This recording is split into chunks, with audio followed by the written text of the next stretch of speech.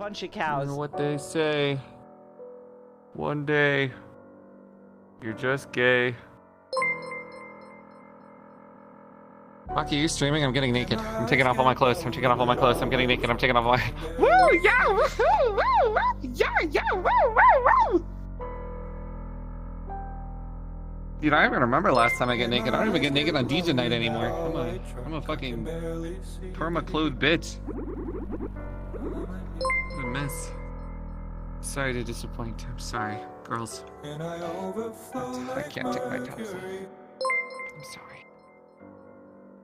Good night. Circles at the Chevron. I might be forever gone. And my eyes get low in that all-white truck. I can barely see. Hit the gas like you wouldn't believe it. Thank God I was always healing.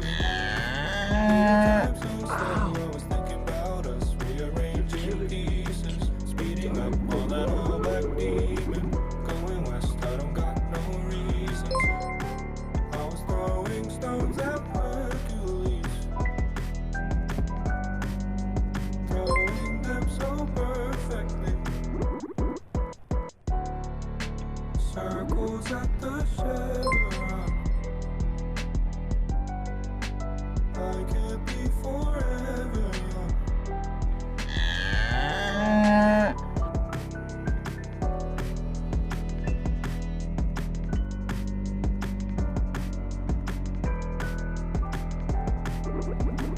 Keep quiet, operating from above. My voice will be their voice until I'm free. My head will be their hands until I'm free.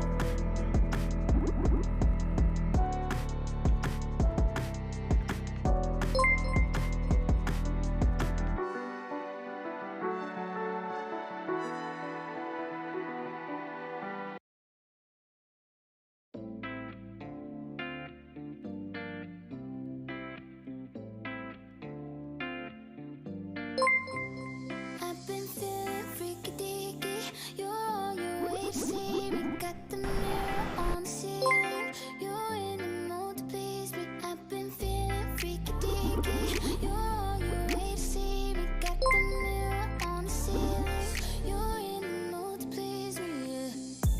My little shorty always on time. I pick you up, come outside, take you for a ride. Body like December, ass on summertime. Take off the top, sweet Caroline. Meet my jeweler, put ice on that.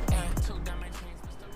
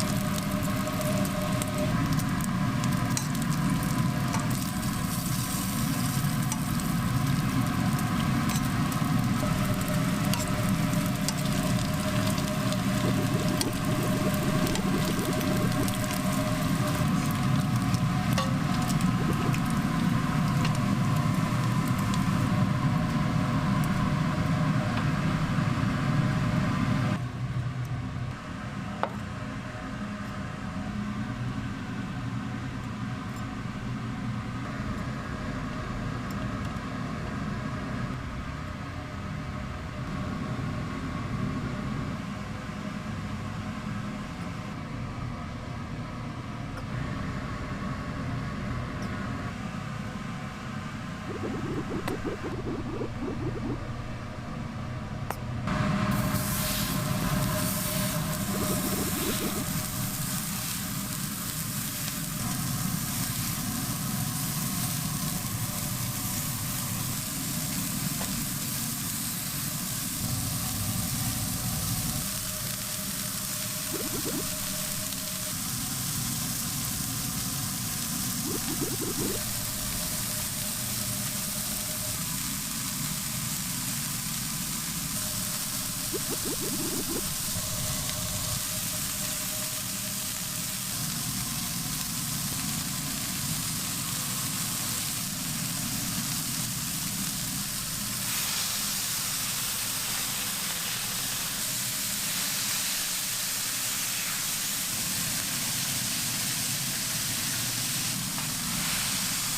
blocking anything.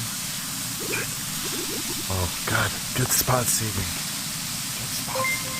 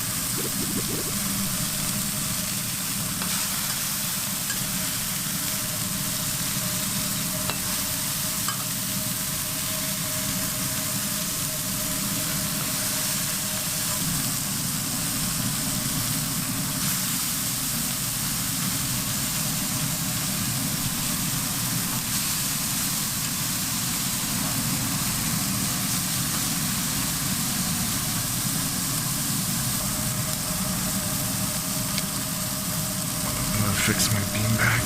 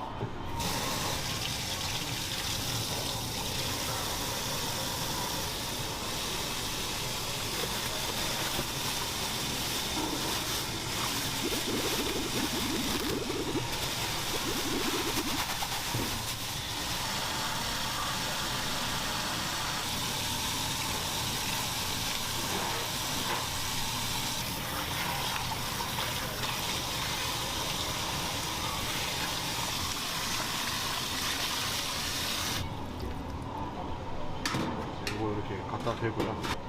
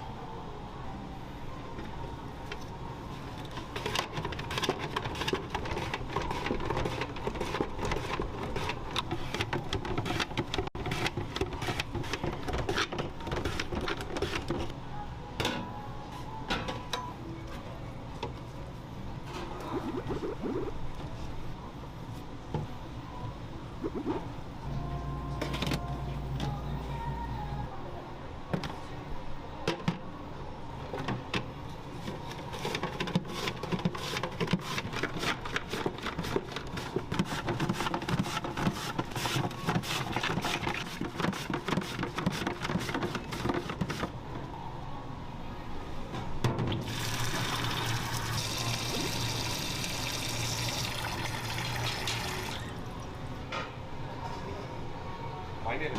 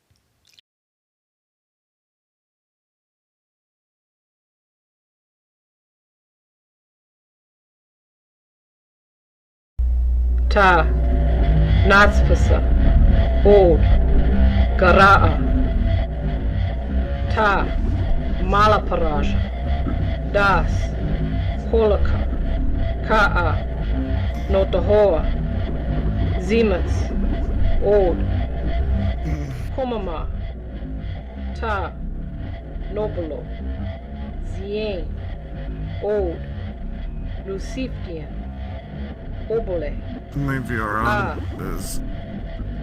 Donas Dogamatastos O Ohorela Taba Or Norre Od Oh, fuck it. Or I'll watch it. Zonoreneses Vaoan O To'oat Nonukafe Gamikalazoma What time is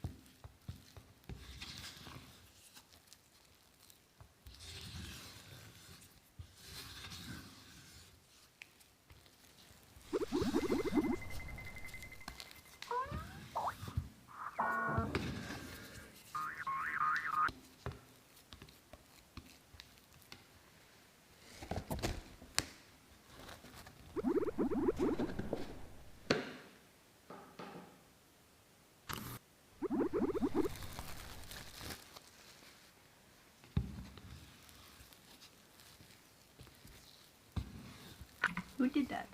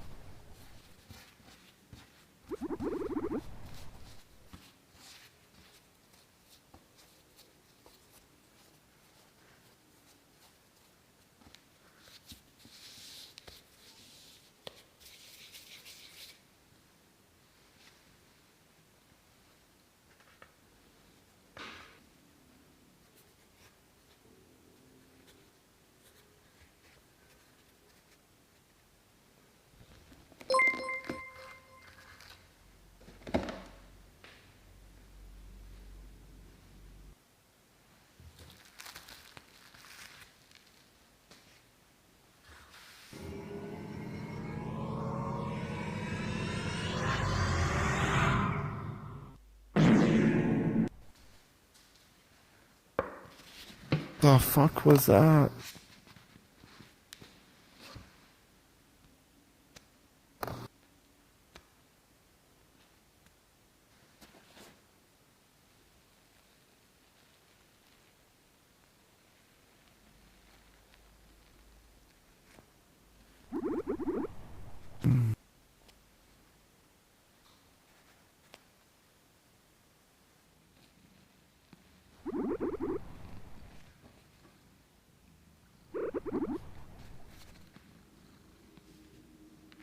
Yeah, those are some spongy buns.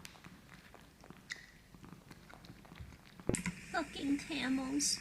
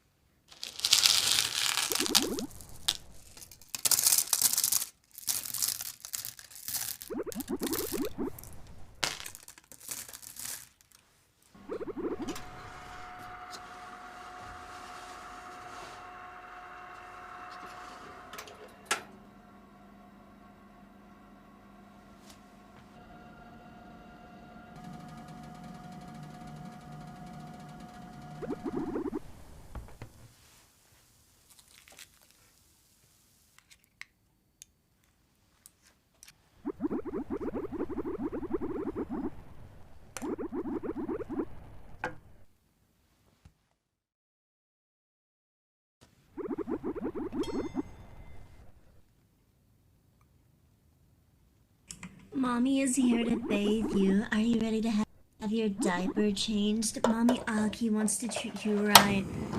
Smells wet. Did you piss yourself? Did you piss yourself for Mommy? Goo goo gaga? Alright, just a little wipe. There. All done. All clean. Love you, baby boy.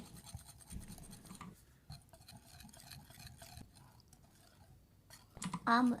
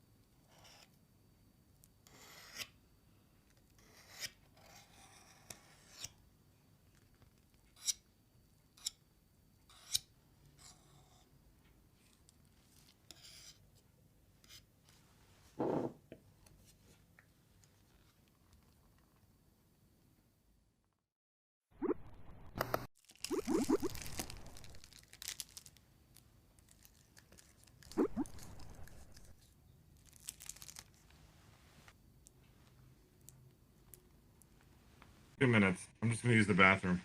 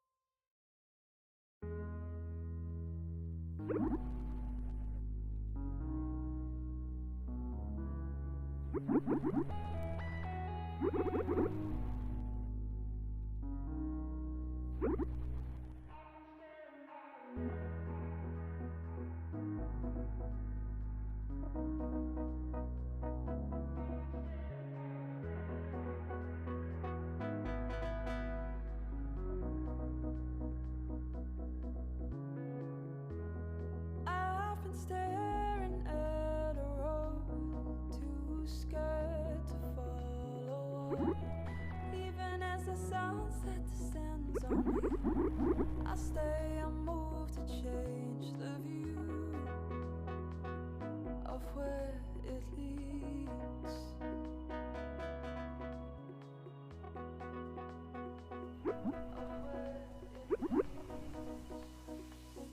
I've been staring at a road.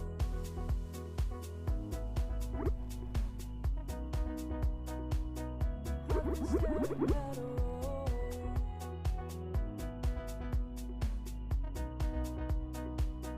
I've been staring at a road.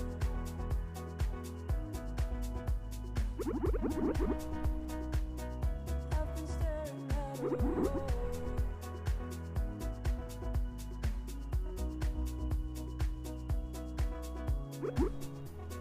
I feel the weight of what I need. Come crash for me. I see the stars that light the sky, and I wonder where I fit in a life. Into love.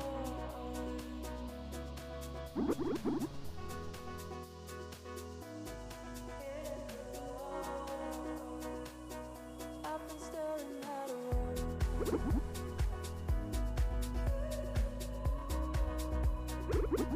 I've been staring at a road.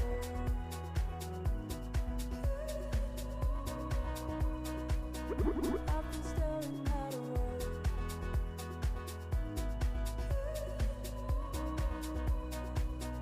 I've been staring at a road.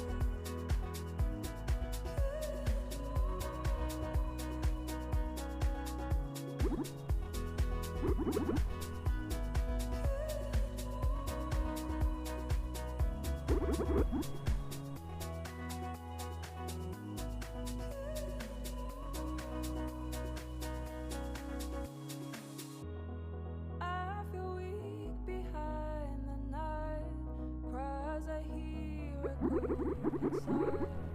Even as the sunrise ascends on me, I stay unmoved to change the view of where this leads.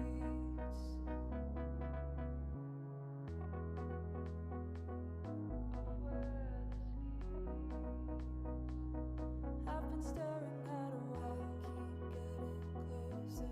I only know I keep getting closer. I've been staring at a road. Closer.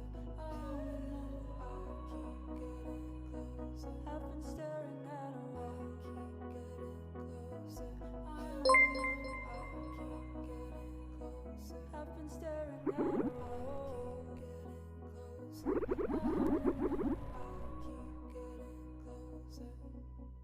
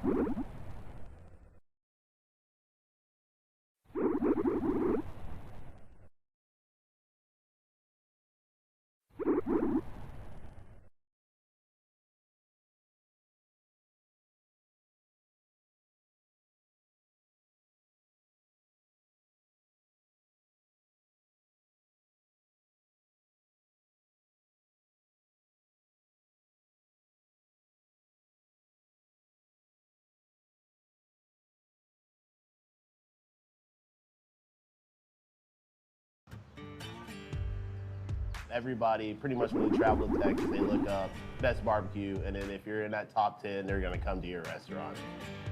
Texas Monthly, it's a magazine for Texas. They have an issue that comes out every 4 years, and it ranks the best barbecue in the state. I think they go to, in the 400s, like different barbecue restaurants throughout Texas. So it's a huge thing. It'll take your business from like 1 to 10. I mean, we maybe used to do about 12 racks of ribs. Now we're cooking 40 to 50 racks of ribs. This is pretty crazy. They don't tell you before that you got number ones. There's no like heads up. But the day it happened, we celebrated maybe for like an hour, then it was like, all right, we know it's coming, so we gotta get to work.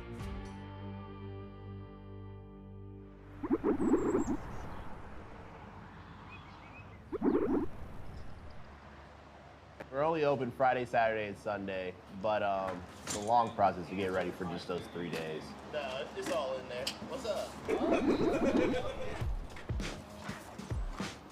On Mondays, we're pretty much just doing a lot of stuff for the sides, our desserts. We knocked that out too that day. Just try to get ready for the week. Dell's gonna be making a rib glaze. I think PJ's about to make banana pudding. Yeah. Woo. Everything's gonna be made from scratch here, so that's why it takes a little bit longer too. Like our banana pudding, I mean, we're stirring it constantly while it's on the stove. Everything is just takes a long time because we all do it from scratch. When we bake our bread, we cut it on the weekend. This is like all the end pieces, and we just save them, and that's what gets used for bread pudding. Lots of half and half, butter, vanilla, sugar, a little bit of salt. It's like 35 eggs that go in there. Just pour it all over. How much butter is in here? It's a lot of butter, but this is enough crumble for about 180 portions for the banana pudding. For the volume we're cooking right now, we really got to be in on Monday to get ready for that week. Like Tuesday, Wednesday are also like extremely long days where we take up the whole kitchen, so can't really do some of that side prep and dessert prep before on those days. Get in there. Yep. I like seeing the customers, like their reactions, like when they try to sample. I like when they come from all over the state and all over the country. I'm like, they really came here? That's fire.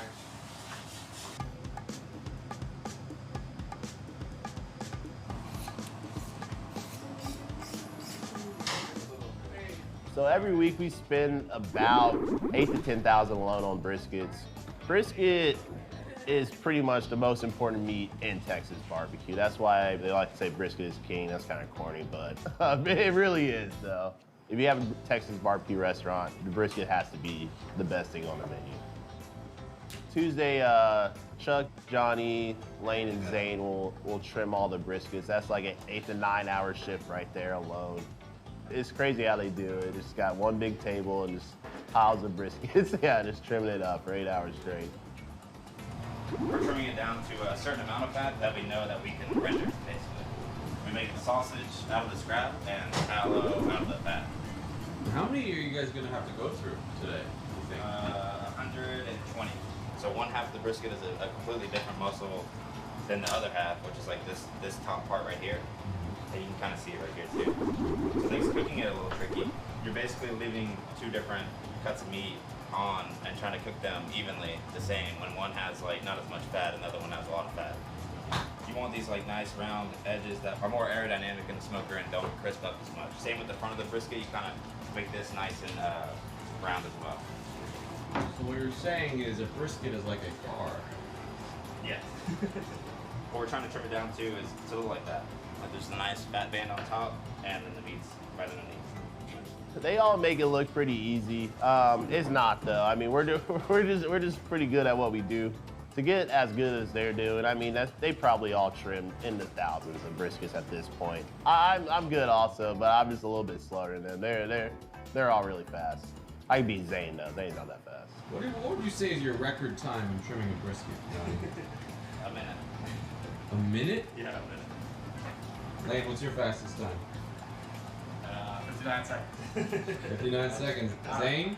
30 seconds. 30 seconds. Nah, there's no way Zay can do it in 30 seconds. It'll be all scalped up. You see the lean's nice and round now. There's not a whole lot of pointy edges. See how Zane's looks all weird and different from mine. This is how it's supposed to be. That's how it's supposed to be. How is it not supposed to look? This is the one laid there. This is how it's not supposed to be. Get off my pile, dude. This is mine. Put yours back in. Why are you trying to steal it? You gotta take a break here and there. You know, it's just gotta Take a break, go play some Smash? Got to. What up? Gotta hydrate between the trims.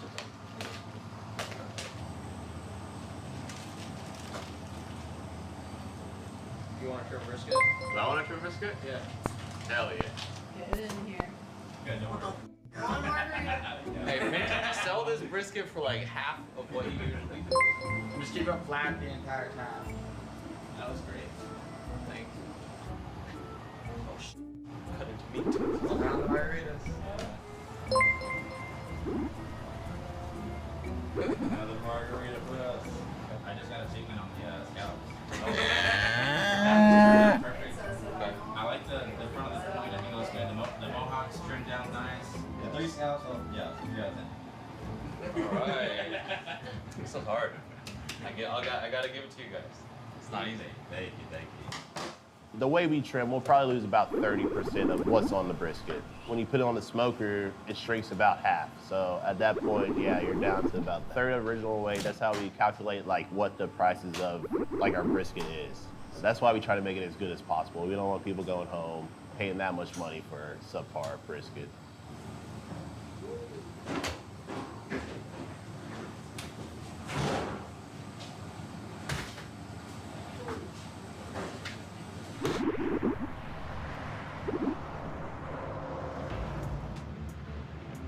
So on Wednesday, we do a lot of stuff on Wednesday. That's the day we start sausage. So that's when we're doing about 200 to 250 pounds of sausage. And then also that's when we trim all our pork ribs, anywhere from 120 to 150 pork ribs. I think we also trim beef ribs that day too. So that's the day we kind of do a lot of different stuff. Is this from yesterday? Yeah. What do you use the tallow for? We'll use the tallow just to hold the briskets overnight. And then If you're a fucking fair dinkum fucking full-grown Aussie, this is what you'd have for breakfast, you fucking dog cunt. A fucking BB long neck at 20 to 8 in the fucking morning. Get that up. you kind of grind too? I always rise and grind, baby. Alright. Sausage, that's the tricky one. That's the one that you really got to do it a lot to get good at. At this point, I mean, I do enjoy making sausage. That's probably the thing I was best at when we started the restaurant. It is tedious, but it is fun. It's a good feeling after you finish all the sausages up, yeah. Those sausage wings, they like to pop a lot like PJ's doing right now. This one's a little long. Uh-oh. I just popped some too. You know, it happens. It happens. Is that what that bin is for?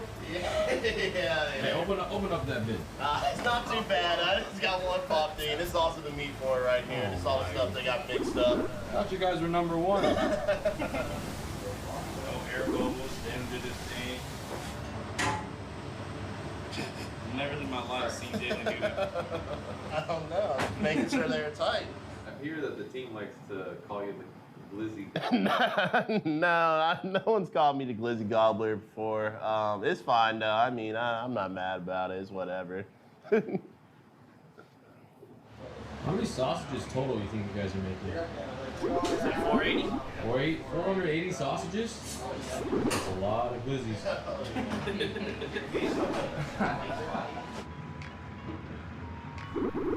Where are you guys going? Panther City. Lunchtime? Yes, sir. Once a week, we like to go to another barbecue restaurant. We go hang out with the pitmaster. We're all pretty close. But yeah, you just want to go check out other barbecue restaurants, see what they're doing, see how we're still comparing, still trying to learn stuff, even at this point, see how we can make our food better. So that's the Flacco's half-baked potato salad. It's like a twice baked, but Flacco is always baked, so we call it half-baked potato salad. We got a regular potato salad. This is a spicy vinegar slaw. Thank you so much. Salad burritos, pork belly burn-in poppers. We got the brisket elote right here, and then all your standard fare. We got ribs, turkey, brisket. Pork ribs, super good. This is my favorite. The corn, the brisket, everything just goes perfect together. What was it like when you both got on the list? It was a shock.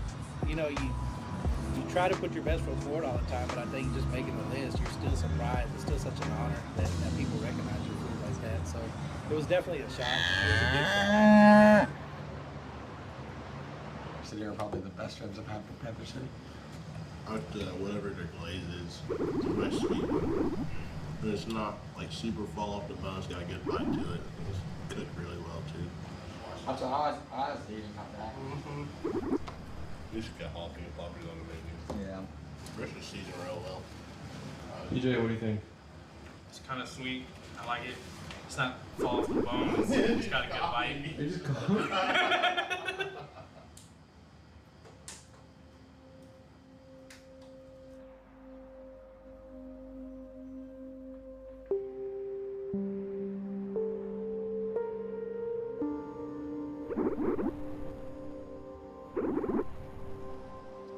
All of us, we all went to the same elementary. I've known Lane since kindergarten. Johnny moved in 3rd grade to our elementary school, so we were all friends before that. Everybody started getting barbecue jobs. Johnny worked at Franklin, he worked at Valentino's. Lane worked at Micklethwait and Friedman's. I also worked at Friedman's. Eventually it was like, all right, we should team up together and have our own barbecue restaurant, just run it the way we want to run it. Since then, we've been hanging out every day. Thursdays, me and Lane get there like in the early morning. Lane is touching up the briskets, which is pretty much just going back over the briskets, making sure it's trimmed correct. And then I will be on the other side of the table. I'll start seasoning all the briskets. Fully self-done? Yep. Can't tell saying the rest. Can't tell the rest. Why not? Secret. I'll give you $3. I'll tell you off camera.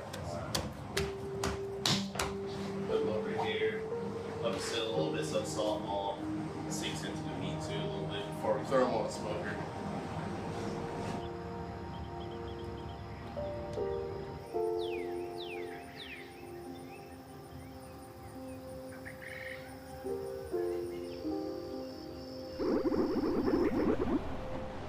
Texas barbecue, especially for the briskets, you want to do it low and slow. Like we start off at about 200 degrees. It doesn't get any hotter than 300, and that's a long process. So it takes about 12 to 14 hours just for the briskets. Same thing with the pork ribs. That's about a 6-hour cook. So it's really long cooks. Get a lot of smoke on it, but it just gives it that great smoky flavor though. It's pretty hot. It's hot in that smokehouse for sure. So in the summer, it's not really my favorite time to be out there smoking briskets or just being in the pit room, especially when it's like over 100 degrees. I think our pit room's at about like 115 when you're in between both those smokers. You open a door, you get a big gust of like heat and then smoke like fills your eyes up. It's pretty crazy, but I think that's why people love smoking this way, yeah.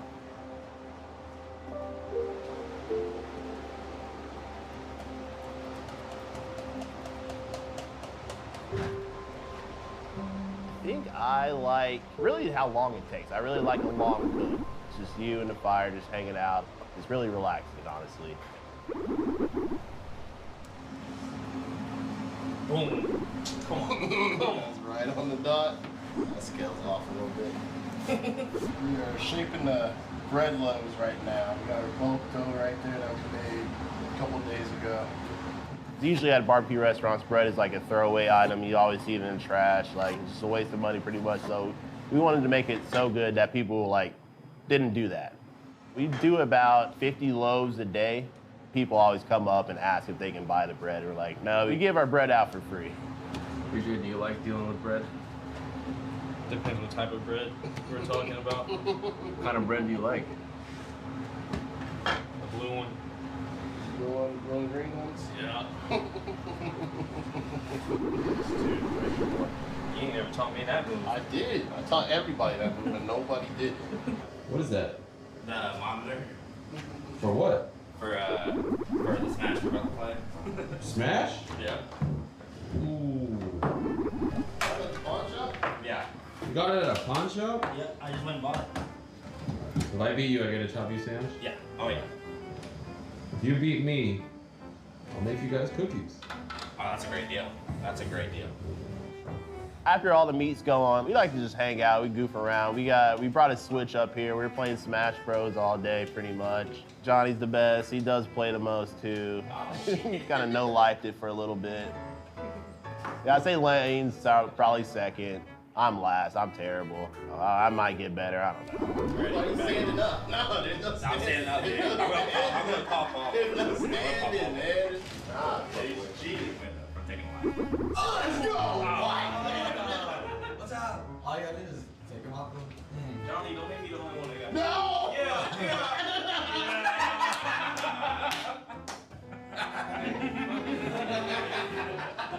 So we got stuff on the line this game? Cookies or chopped cookies? Cookies and chopped beef.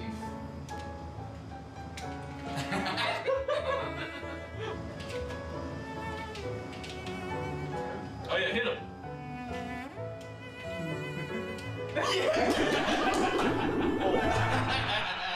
Why are you making cookies, Alan?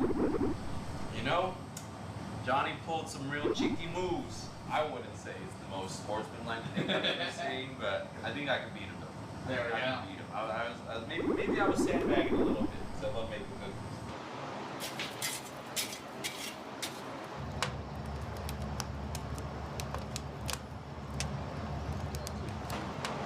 I'm about to cool the beef ribs. They've been on since 8 a.m. What I do is I probe them, and if it feels like butter or cake batter, I know that they're pretty much done. I'd say they're my favorite meats. They're just so rich and so good, but brisket is more of a challenge, so I like briskets better. Isn't it hot over there? Yeah, it's pretty hot. That means that the fat is rendered, and these are just going to be so delicious because of that. And all around, perfect beef ribs. Chuck is our head pit master here. She's a really quick learner. She does finish the briskets and the beef ribs too. So I mean, that is the main attraction to the restaurant. Her shift is critical just because it kind of comes down to that last pull. If you pull too early, it's gonna be undercooked. That's when it's gonna be tough. If you overcook it, it's gonna be mushy. It's not gonna have a good mouth feel. There's a sweet spot right in between. So that's what we try to shoot for every day. I think they're beautiful. Yeah.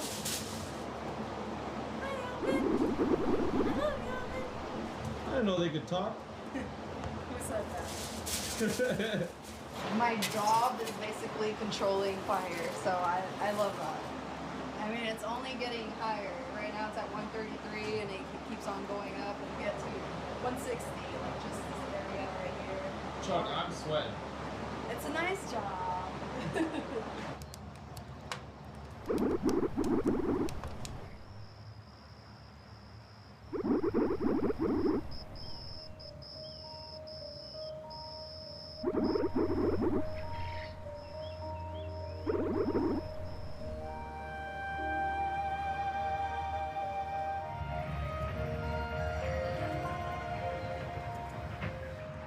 Fridays, I mean, that's crunch time. So that's when we gotta start getting the restaurant ready for service.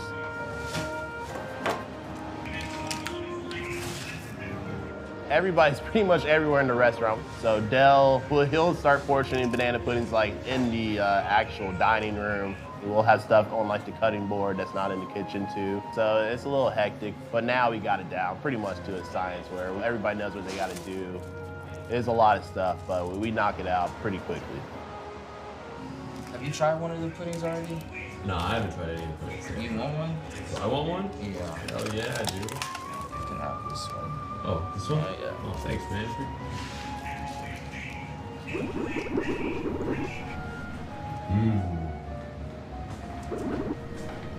That's great.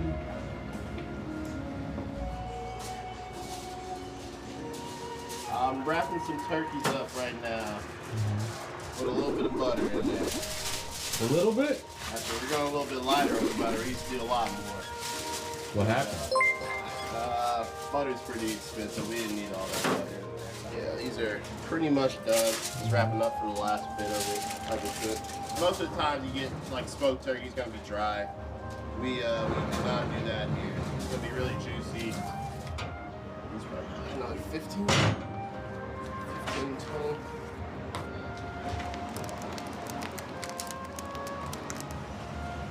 Usually people get here around 6 to 7 is where we get our first couple customers.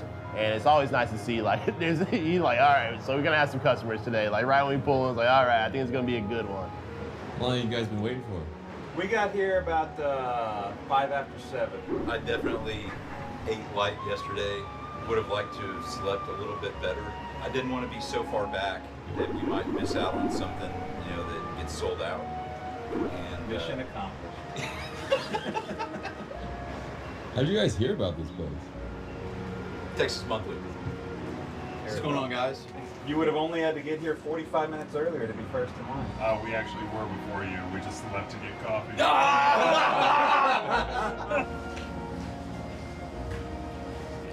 A lot of you guys see number that. one, I'd say half the line is maybe not even. Oh my god, my right arm fell asleep and I can't push the buttons on my controller. Holy shit. That people are waking up this early, waiting in the line before we open up. I mean, we open up at 11, so people are waiting, you know, 5 hours. So much before we pain. open up.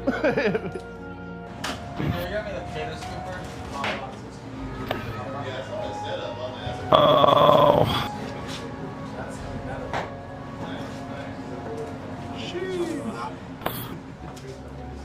Every morning, we'll cut ourselves an actual tray of our food, pretty much to see how we're doing, see if everything's like tasting right.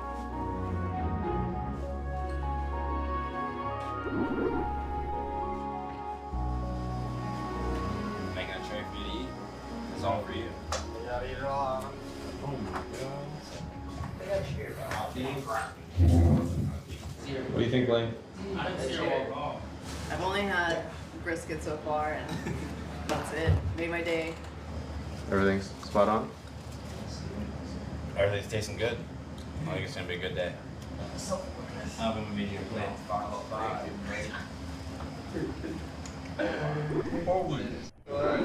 No.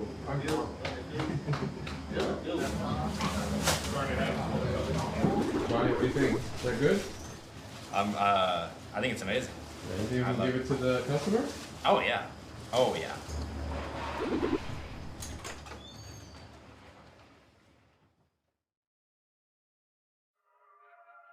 Right at 10:59, it's like when you gotta get your game face on. That's when we're all ready. We're sitting behind the cutting board, and pretty much for the next 4 hours, we're gonna be slammed with customers.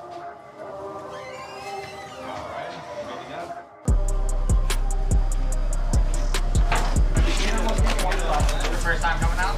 Awesome. Thank you for coming out. How much brisket I get for you? Half pound of meat. Half pound turkey? Half pound of ribs. Half all? I threw you on a little extra pork ribs for you. 1.5, half, 2 links, 1 beef ribs. 1.2 beef ribs. So your total today is 5303. All right, man. You do this for years ago today. For here, please. That first hour, that's the crazy hour for sure.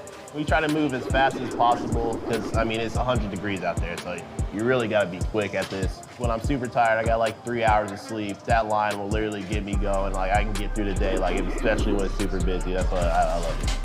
You having a good day so far? All right, 1 beef rib. 1 beef rib.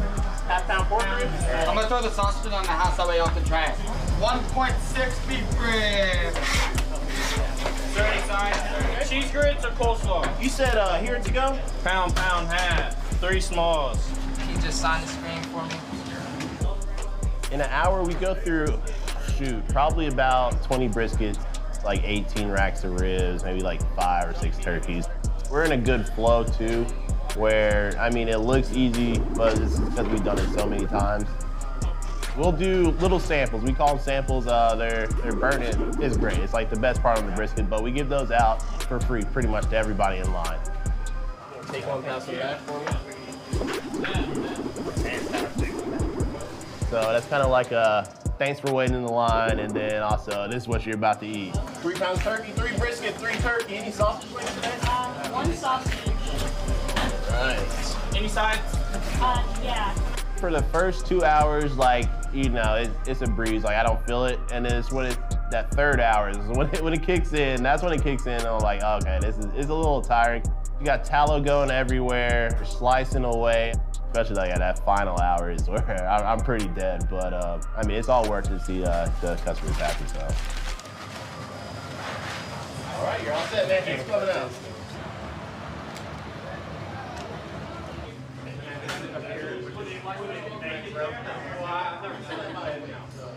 Great flavor, bread texture on the meat. Really good. Worth the 4-hour wait? Totally. Oh, yeah. Absolutely. Definitely worth the wait. Yeah, definitely worth the wait. It's awesome. Everything. I haven't tried everything, so the verdict's still out, but it's up there for sure. Yeah. Somebody's got a dishwash. Gotta make sure everything's clean. Thank you, man.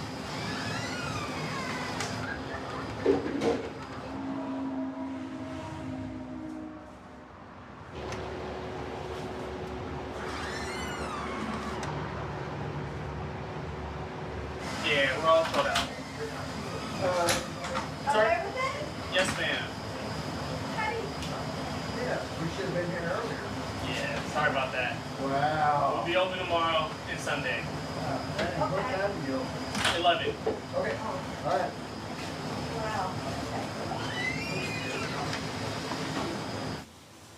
After service stops, like, we're not done working. Like, we still, me, PJ, and Dell up here cleaning up, and then, like, they're back there still on the pits.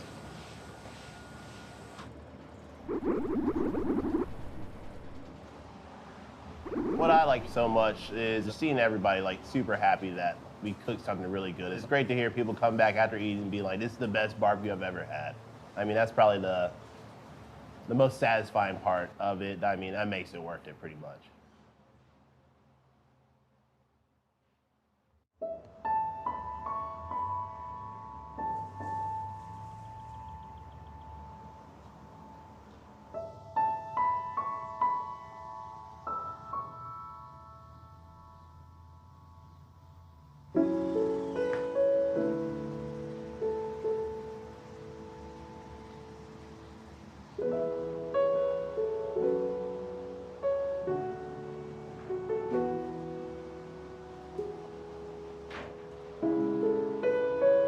We weren't trying to get #1. That's not why we opened up the barbecue restaurant.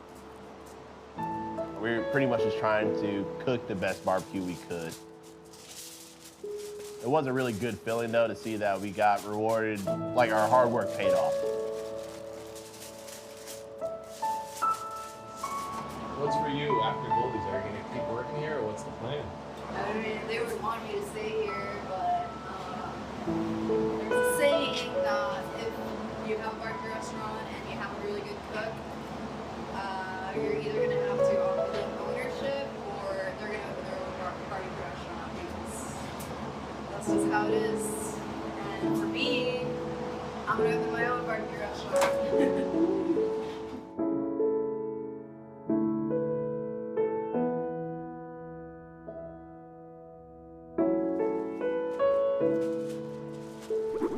A lot of people do think what we do is easy. I know I used to think it was easy.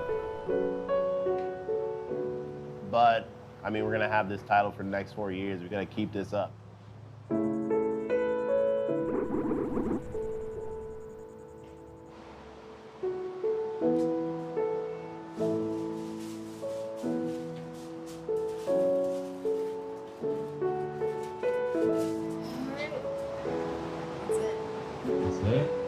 I've been doing the brisket shift for about 6 months now, and I'm still really happy that I get to do it.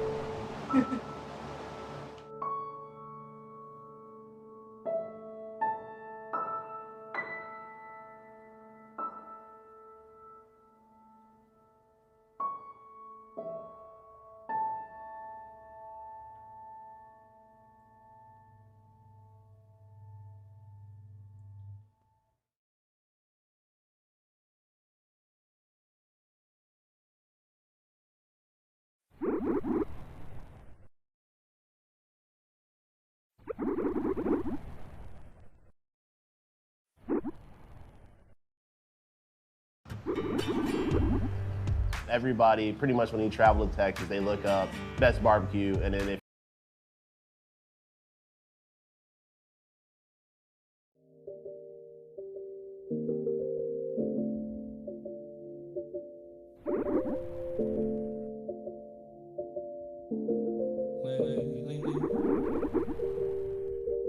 I can't help but think that I rose my biggest faces. Don't wanna complicate the rhythm that we got on speechless. When everything's so pure, can it be painless? Painless. If you ever go, all the songs that we like will sound like bittersweet lullabies. Lost in the blue, they don't love me like you do. Those chills that I knew, they were nothing without you. And everyone else, they don't matter now. You're the one I can't lose. No one loves me like you do.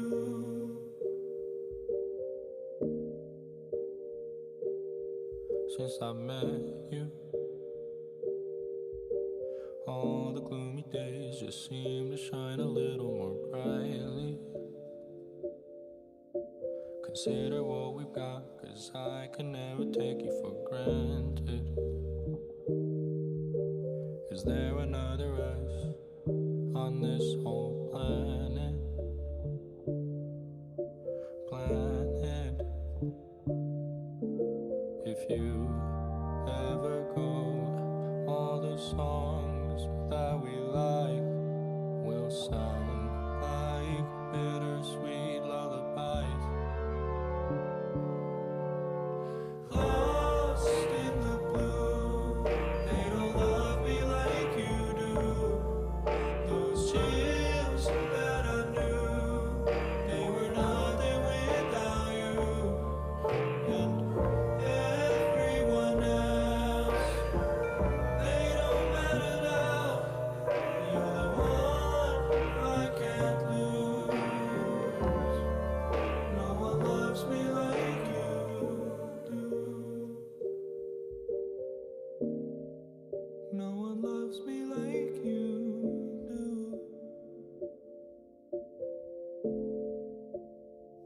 I don't wanna seem foolish when I'm jumping into this. You're all that I see.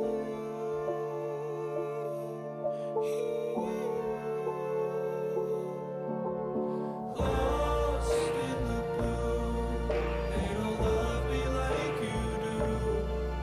Those chills that I knew, they were nothing without you. And everyone else, they don't matter now. You're the one I can't lose. No one loves me like you do.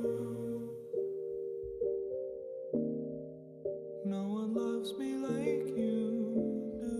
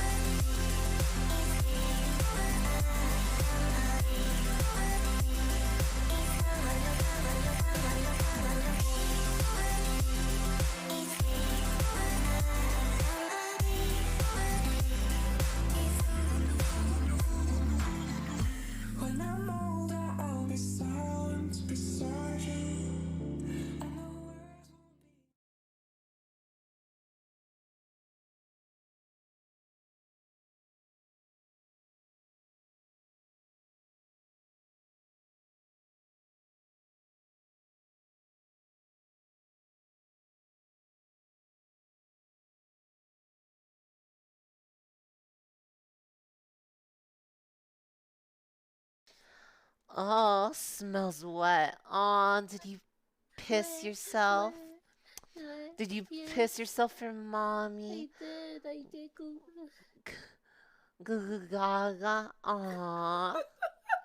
Sweet little bitch. Okay, just a little wipe and then we're done. Yay. All done, all clean. Mwah. Love you, baby boy. I love, love, love. Hi, my little bitches. Mwah, mwah, mwah.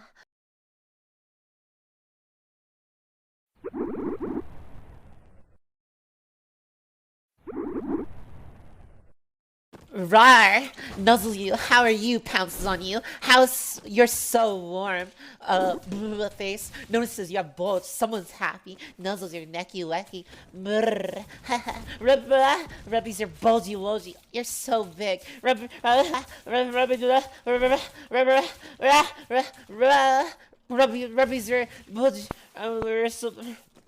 your bulgy. More. It doesn't stop going. Kisses you licks your down. Dude, I'm actually gonna fucking vomit. Read this fucking copy pasta. What have you done? Up your Daddy likes wiggles butt and squirms. I wanna see her. Big Daddy me. Wiggles butt. I have a little itch. Wags tail. Can you please get my itch? Put your paws on you. Oh my dude. Fuck this. Fuck this copy pasta bullshit.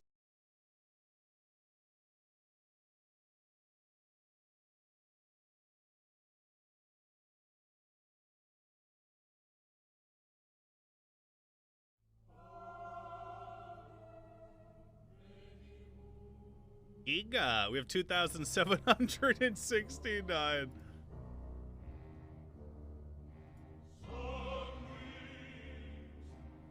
That's a lot, dude. I'll pay someone $5,000 if they can assemble every Giga ever said into a video.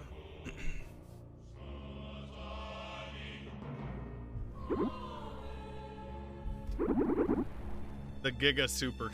Yeah! Never-ending video.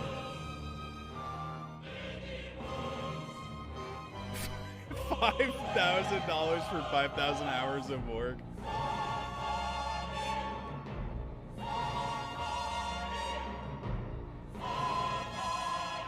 Giga bad vibes. Giga jump. Giga medicine.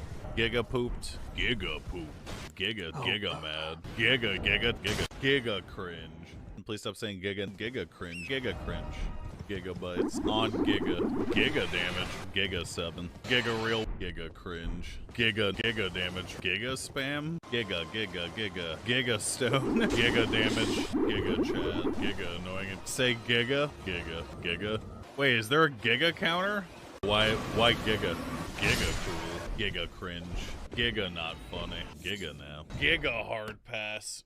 Giga true. Giga grab. Can I say Giga again? Giga fun. Giga boss. Giga seriously. Giga HP. Giga exploring. Giga cringe. Thanks for Giga subbing. Giga pet. Giga pets. Giga. Is there a Giga counter? Have you guys been counting Gigas? I'm trying to crank that Giga counter. Giga Deathbird. How's that Giga counter work? Giga vulgar. Giga nice. Giga, what's up? Thanks for subbing. Says Giga. Giga damage. Giga cringe champ. Gig A or Gig B? Gig A. Giga. Giga HP. Giga secret weapon. Giga baited. I gotta piss. Real Giga bad. Giga damage. Giga damage. Giga no item. Giga nerf my build. Giga 6. Giga poggers. Giga pog. Giga, will you stop saying Giga? Giga cool. Say Giga eel right fucking now. Giga eel. We gotta Giga get the fuck out of this piece. Gotta be like Giga cool. I Giga died. Giga stuff? Giga stuff? Please say Giga. Giga item. What does Giga mean? A lot. Giga armor. We did it the Giga hard way. Giga on my dick. You say Giga a lot, but have you thought about saying Terra? Doesn't quite have the same ring to it, man. He hasn't said Giga in a while. Giga lie? Giga, damn it. Giga lacking. Giga HP? Oh, Mega Giga HP. Giga HP. Giga EO. Giga memers. That guy is Giga dead. Giga rat. Giga net. Giga true. Giga weak. Giga poise. I'm wearing Giga armor. Giga pushing. Giga sorry.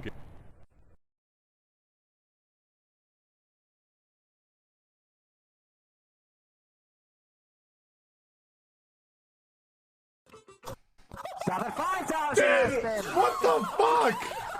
I can't hit that shit again. You don't even know. I'm fading in a hole, fading in a hole, fading in a hole, fading in a hole, fading in a hole. Let's fucking go. Goodness. Oh. Dude, they need to stop. I see it, I see it, I see it, I see it. Let's go into straight blinker town. Oh, fuck. Oh my god, all that just for what's about to happen in just a few seconds, chat. Where's the needle? No. Stop at $20,000, dude. Yo, he's fucking breakdancing. Rest your luck. A little too much there, bud. That is your fourth whammy, so unfortunately you are out of the game. But it's running out of touch rest. Mimi's up next with 5 spins. Are you ready? Press your luck to pass. Oh, yeah. Stop at 5,000! What the fuck? I can't hit that shit again. You don't even know. I'm fading in a hole, fading in a hole, fading in a hole, fading in a hole, fading in a hole. Let's fucking go.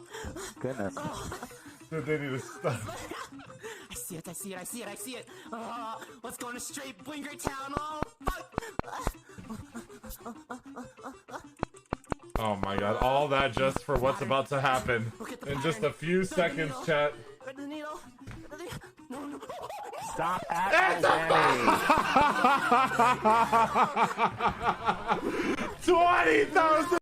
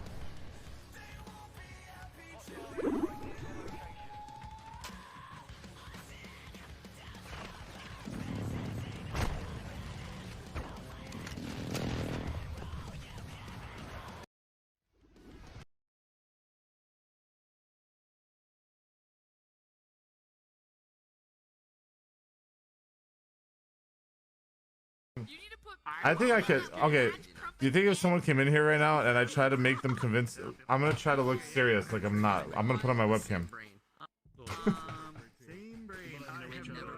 I'm fine. I'm perfectly fine. I think I could. Okay, do you think if someone came in here right now and I try to make them convince, I'm gonna try to look serious like I'm not. I'm gonna put on my webcam. I'm fine. I'm perfectly fine. I think I could. Okay, do you think if someone came in here right now and I try to make them convince, I'm gonna try to look serious like I'm not. I'm gonna put on my webcam.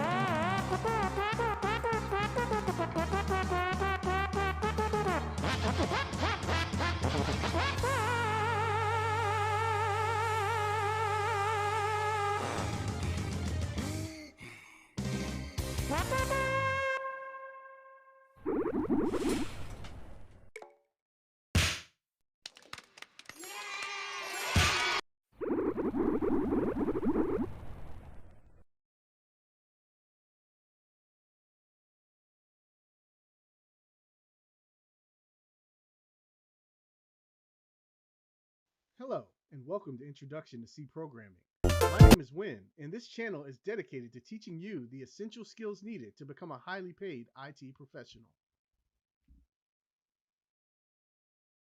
In Lesson 1, I'll give you a short introduction to the C programming language, and then also give you an idea of what kind of tools you need to build and to run your own C programs. In Lesson 2, I'll be showing you how to set up your own integrated development environment, and also we'll be running our first small C program. Then we'll move on to Lesson 3. This is where we'll get our first taste of basic computations in the C language. Computations are the roots of any programming language. Next, we'll move on to control flow, using conditional statements and loops to control the flow of our program. In Lesson 5, I'll introduce you guys to the concept of functions. Functions are awesome tools for organizing our code to make it succinct and to make it easy to reuse. In Lesson 6, we'll explore one of the core functions of C. One of the functions of C that sets it apart from the other languages. That's the use of pointers to manually manipulate memory on the machine level. In Lesson 7, we'll learn how to create our own complex data types using C structs.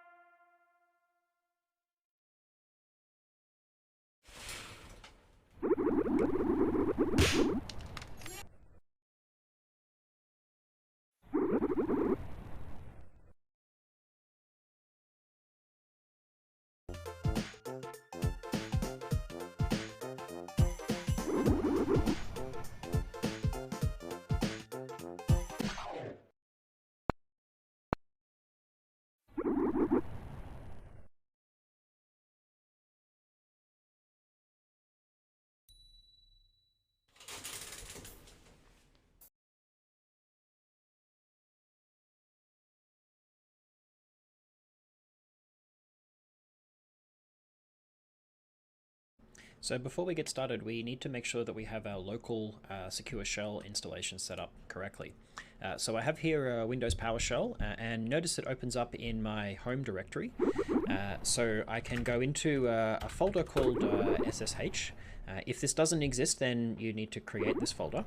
And I'll have a look at the files that we have here, and there's a config file which I want to show you. So I'm going to open up Visual Studio Code and have a look in this config file. And so what I've got here is an alias for a host that I'm going to connect to frequently. And basically this is the IP address and this is the username. And I set this up here because honestly I really hate typing in IP address.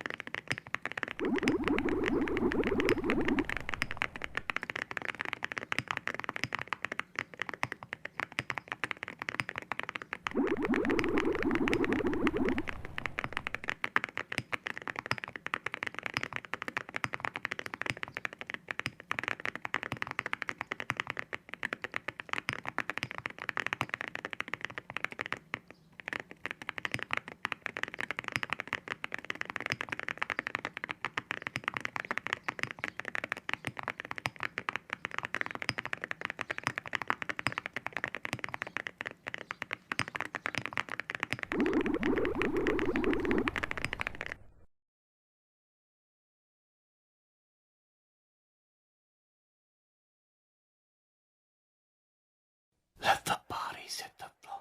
Let the bodies hit the floor. Let the bodies hit the floor. Let the bodies hit the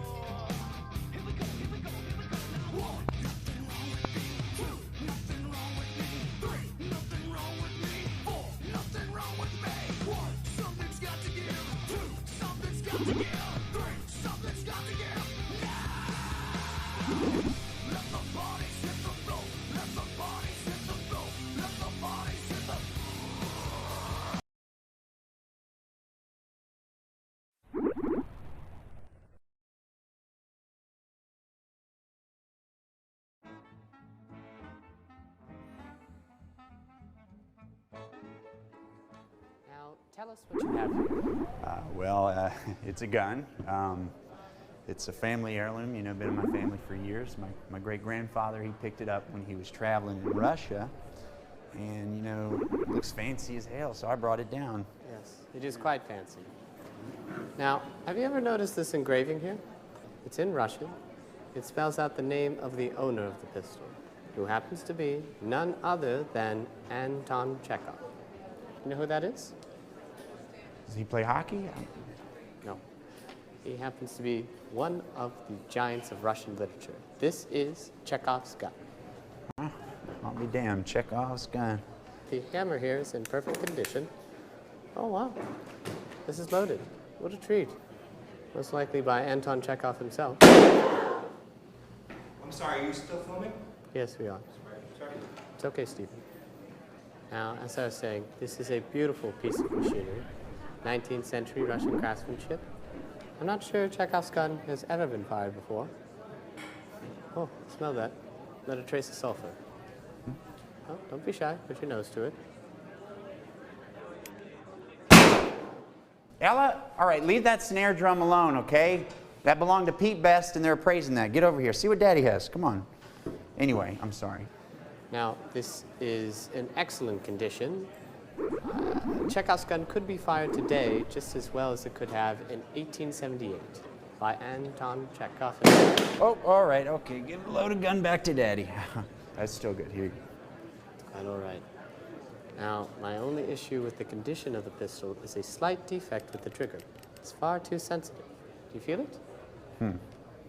Oh my God, wow, that's really loose. Yes. Wow. A slight gust of wind could set it off at any moment. Oh, okay. Hey, Sophia, please. I told you to leave the party poppers at home. Oh, this is good. Here, you guys are going to want to hear this. The whole family should be here for this. Now, how much do you think Chekhov's gun is worth? Whew, I don't know, but oh God, I hope it's a lot. My conservative estimate would be $80,000. Holy cow! Champagne is in order. That's a lot of money.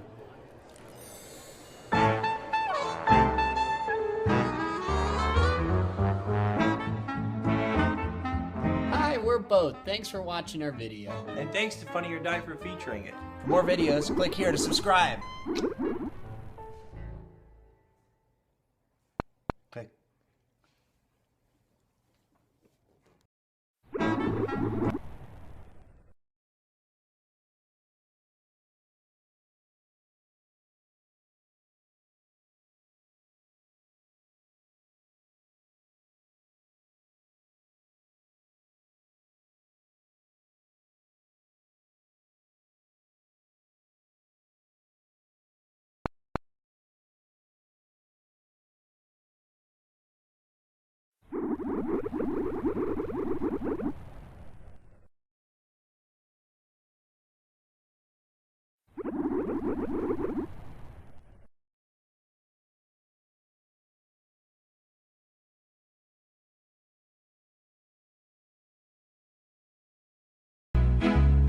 Pega is damgachi, hyper is gay, and such is what you use when you're sad. Kappa when you lying, copium you denying, and pogo when they made it weird. Omega lulo so funny, Greg awesome so cummy. Oh wait, no, those cross dance game. Giga chart for the stats, way too tanky, it's too loudy, and they don't love Omega dance. 5 head, very smart, and 4 head, just so dumb, but 3 head for amazing UK. 4 and CD for the cheaters, and white people happy when something is cute. Binoculars, they hold and waffles when they know that mockle your hybrid but chest. Booba for the titties, coca for the penis, we was not expecting that, huh? Feels like Monday tummy, or match are you wangy when something goes wrong, not like this. For real when you pressing, call mods when they missing, don't know what when they just ignore. Pog is what you use when something is too good, don't forget you can also pog you. There's also Pac-Man or also use pagging, but these are all the same to you. People hate to say hi, people trip when you high and jammies if you wanna dance. People talk when they yapping and bet when you're napping and wicked if you are too cool. And poggers not cool, people live when you go and watch upping doesn't make sense. Will catch when they wake you up, rage when you pray to God, hypers when you are excited. But friend is a newer mode that we just use on Lamonting when they are too sexy. Ding dong to call their attention and rebels or when they go down and deserve it.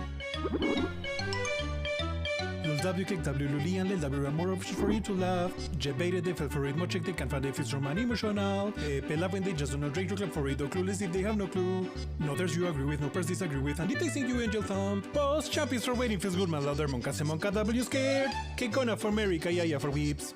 Poggers exciting, there's only one missing, I know you've been waiting for this one because it's our favorite, of course you try hard.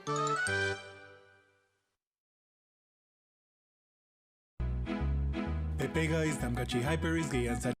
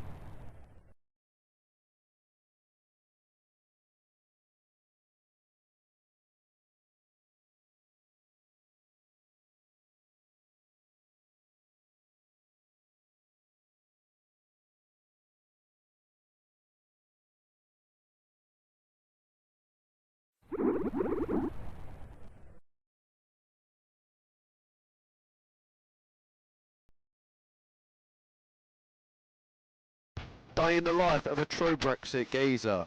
Wake up and meet the wife, Susan. My little princess. Isn't she beautiful? Time to take George to football. Rev up the Bugatti. Yee. Quick stop at Toby's and load up that plate. Get a pint. It's grand. Pitch looking lovely today, lads. Just a bit of banter. Chippy makes a 38-0 loss better. Pop down local pride, good old pie, look at that. Susan made dinner, lovely. Pop down, have a couple pints with the lads, and finish up at the Fortress of Dream. Day in the life of a true Brexit geezer. Wake up and meet the wife, Susan. My little prince.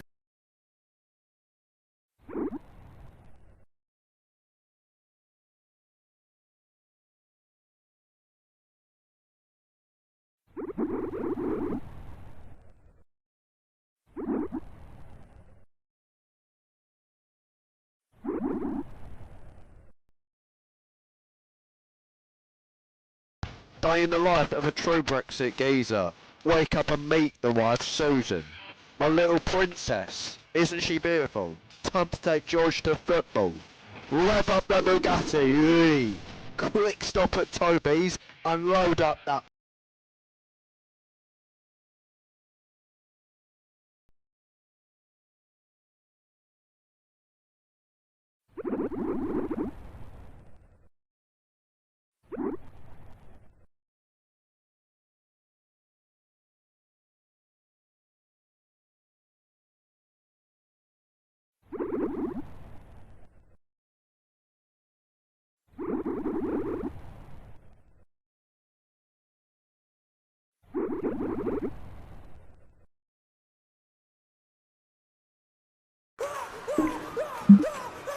Advertisements, aka ads, aka that thing you see everywhere all of the time.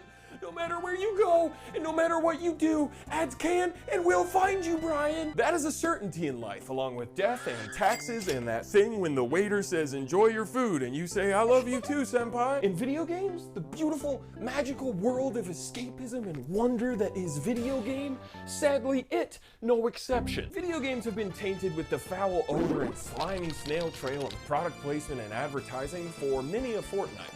Pun intended, son.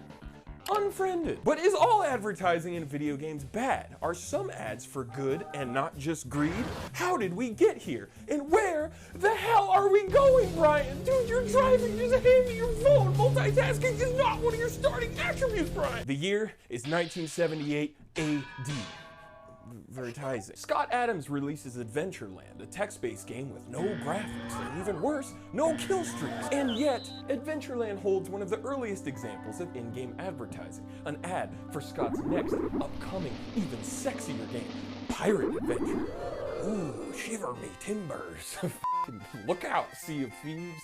Scott be like, yo, Microsoft Sea of Thieves nuts can fit in your mouth. I'm sorry. Okay, so it's the 80s and product placement is already in everything. But also, PP is starting to show up in the world of video games as well, primarily in the form of the advert game, which is exactly what it sounds like, a video game built solely around advertising a single product or company. One of the first advert games is in 1983 with Tapper prominently featuring Budweiser and sold to be played in bars, but nobody really gives a shit about the product placement because they're drunk, but also the game is just really fun. So fun that a year later the game was rebranded as Root Beer Tapper and sold in regular arcades for children too, so now all the kids are like, hey bud, why'd you put this A&W, man? I'm shit hammered. Now the big video game crash of 1983 would slow things down for a bit, but the late 80s and 90s saw a huge resurgence of advert games, talking about Donald Land over in Japan in 1988, because over there, Ronald McDonald is often known as Donald McDonald, which I am just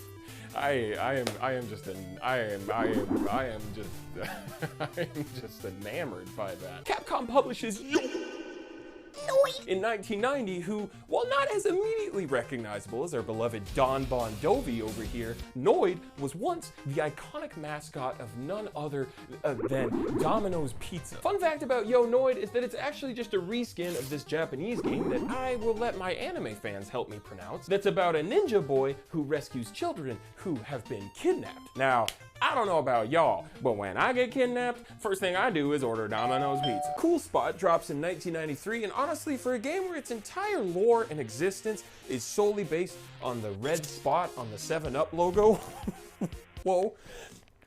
The game gets pretty good reviews and people actually kind of like it. There's a closet behind me in this apartment and I almost just fully fell into it. Chex Quest drops in 1996, bundled with certain boxes of Chex cereal, and is clearly just a non-violent reskin of Doom, which is kind of genius. But disclaimer, if you have a phobia of rice, corn, or wheat, this game may as well be Doom. What the fuck, Brian? I'm gluten-free. Why did you make me play the wheat level, Brian? You're a toad. You've always been a toad, and you're gonna die a toad, Brian. Pepsi Man drops in 1999, only in Japan, unfortunately. Shout out Donald, and I couldn't even begin to tell you what Pepsi Man is advertising. You know, I'm looking around this whole screen and I am just lost. There are so many of these advert games that I'm sure some of you remember that just kept going and going into the early 2000s. Kind of goes without saying, but obviously these companies are dropping advert games to try and boost sales of their product, right? The question is it actually working? The answer, much like my vision through these shitty glasses, is a little unclear, but it seems to be kind of a case-by-case type deal. Chex claims that Chex Quest boosted their sales by 295% at the time, which kind of makes sense because you're getting a free game bundled with a box of cereal, and that game is basically Doom. I mean, that's super smart. But then in the case of something like Pepsi Man, where you have to go out of your way and purchase a game with your hard-earned money that is a literal walking advertisement, Yeah, you wonder why that didn't sell that well, Einstein. Maybe stick to handing police officers cans and fixing all of our problems. Wow, does that guy ever shut up or what? Hi, I'm Jakey, and Jakey, attorneys at law. Have you fallen victim to a crappy internet browser? Does that crappy ass browser fail to meet your needs while gaming? Do you ever think about me, Linda? Please pick up the phone. I just want to talk to the children. If you're like me, you love to have a bunch of stuff going on in the background while you're gaming. But oopsie doopsie, mama made a poopsie. That Google Chrome web browser you're using to watch that video in the background sure is hogging up a lot of your CPU and RAM's power levels. What the heck? And now you're getting frame drops and lag in that fast-paced anime game you're always playing and won't shut the hell up about? Now that just will not do. Your Honor objects, sustained, overruled. Go to jail, get a job.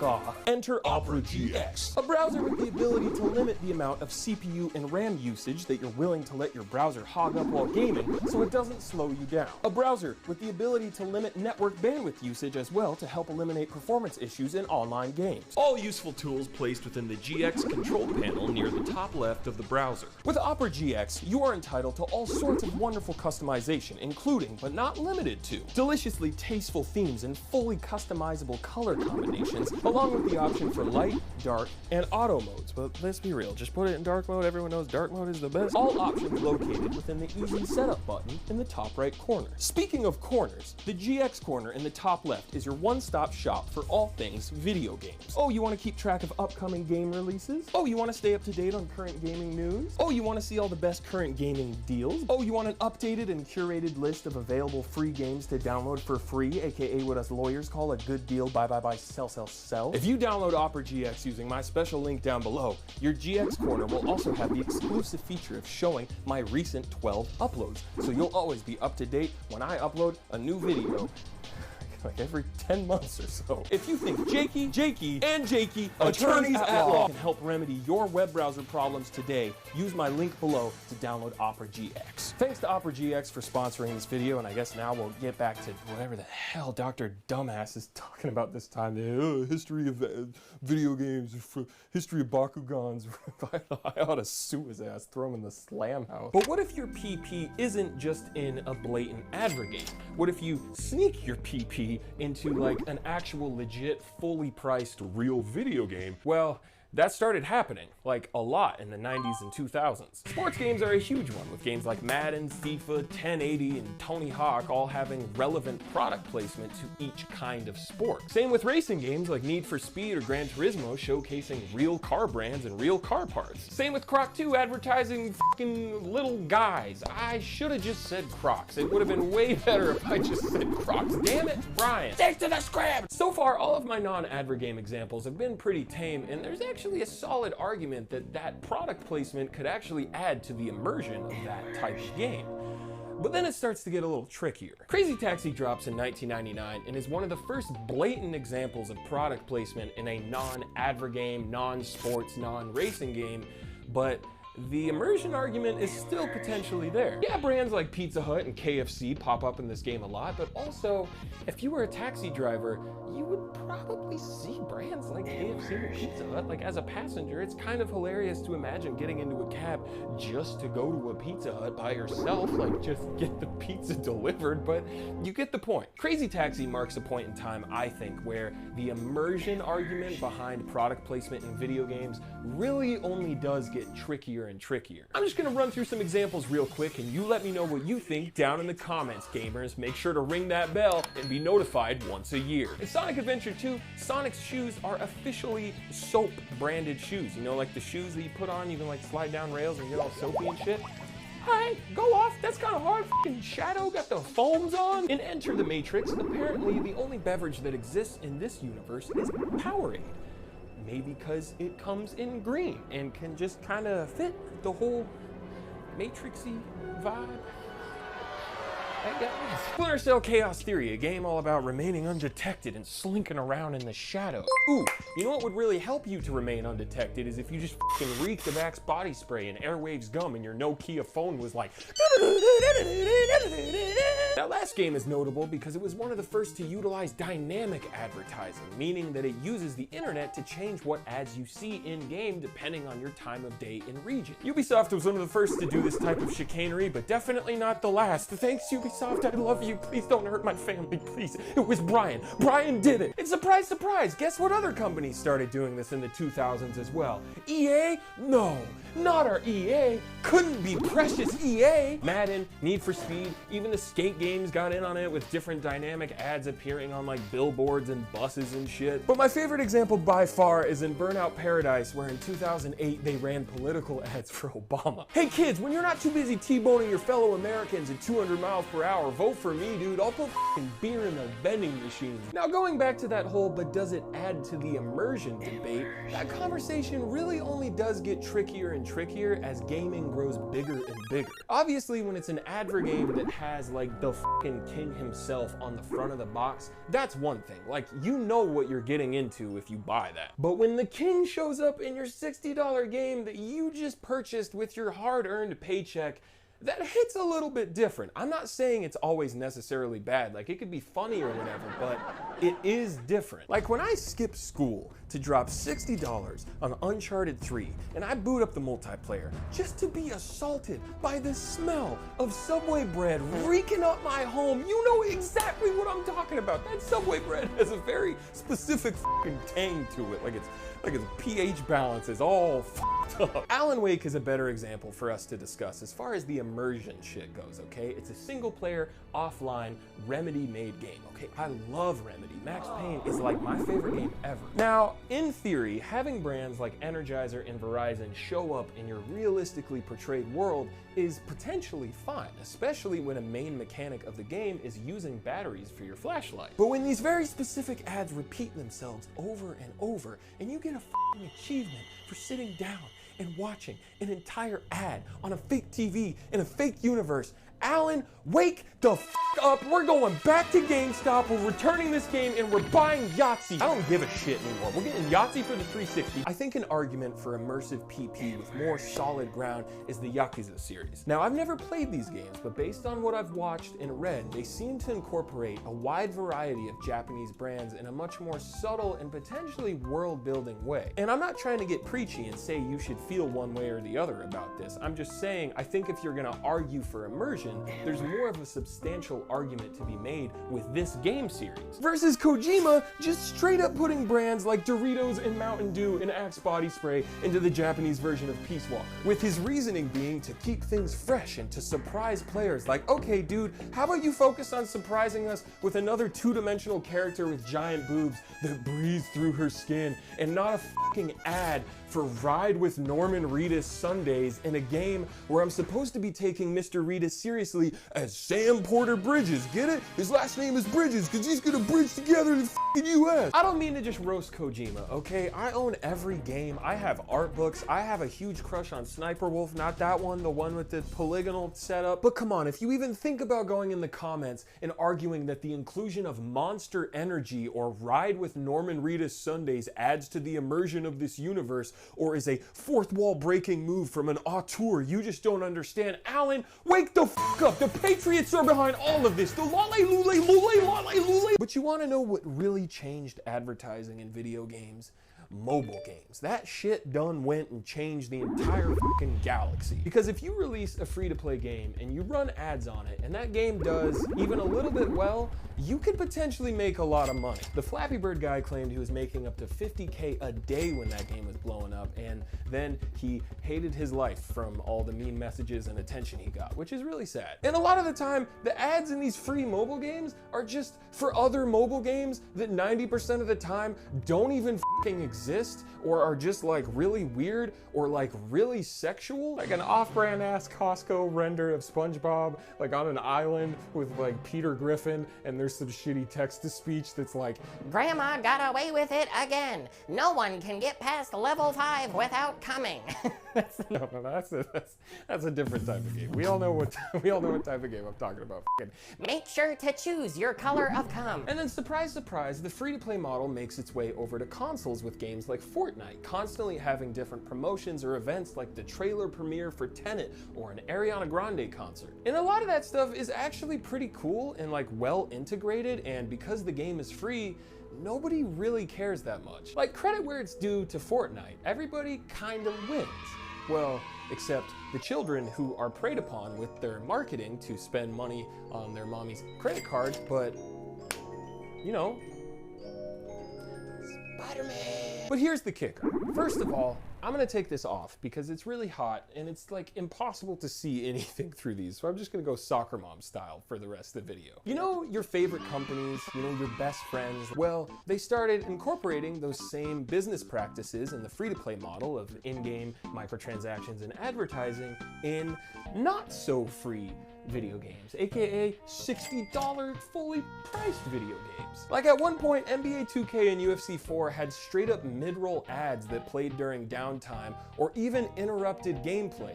You know, like a mobile game does with the Peter Griffin grandma situation. Also, 2K assaults you with microtransactions like every 5 seconds, so maybe just don't play that game and just go play basketball outside, like, yeah! Yeah!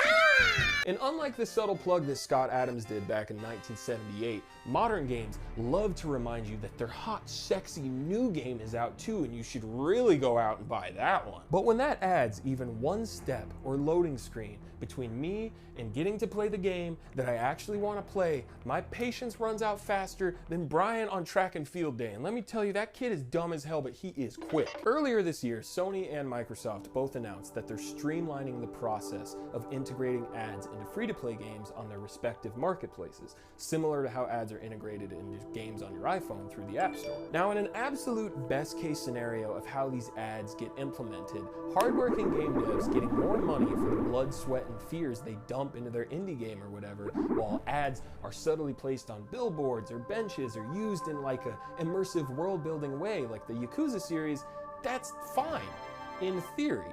But after going over everything I've gone through, I think we all know that's probably not how it's gonna shake out. And not to be a depressing Darren, but if history repeats itself, all signs point towards AAA companies slowly inserting more and more ads in their paid AAA games too, because again, look at how much fucking money ads make on mobile games. You seriously think those AAA bigwig execs aren't noticing that shit? Have you heard the way these lizard people talk? They already tried doing it with those sports games. It's just like microtransactions. Years ago, nobody thought they would ever put that shit in a fully priced $60, or I guess now $70 paid game like Gran Turismo 7, but money talks. And unfortunately, Activision Blizzard and EA and all these companies learned to speak money on Duolingo because in 2021, Activision Blizzard made over $5 billion on microtransactions alone. Billions with a B and an I and a T for Ted. And just like with microtransactions, gamers are gonna push back and complain, but at the end of the day, a lot of you, mostly children probably, which is really unfortunate that children are frequently the ones preyed upon with this shit. A lot of us stupid gamers are still gonna buy the fucking thing because the day I can't live out my Steph Curry power fantasy is the day I alley-oop off this mortal coil, so help me God. So yeah, that's where we're at now. Not to end this video on a depressing note, but I guess my only real message that you should maybe take away from this is don't pre-order games. Just don't. I've done it, you've done it, we've all wanted to play that game the second it comes out, but honestly, just wait even an hour to see if A, the game even runs properly like it was advertised to, or B, doesn't have a bunch of shitty business practices implemented that completely ruin the experience. People should be paid for their incredibly hard work, 100%. But also, as a consumer, when you buy something, you should know what you're paying for, right? Like when you watch a video for free on YouTube, it would probably make sense for that person to run an ad on that video to make them some money so they could buy cool stuff like a jet ski, right? Like you would want them to buy a jet ski even though they live in the city and they definitely couldn't afford or fit a jet ski and maintain that jet ski, right? You would want that. Right? Okay. happy we could get on the same page, Brian. I appreciate that, man. Thanks again to Opera GX for sponsoring this video, and Jakey and Jakey, Attorneys at Law. Thanks you for watching this video. Godspeed, and good night, and Godspeed. And Linda, please call me using your cell phone. I really want to talk to the kids. Advertisements!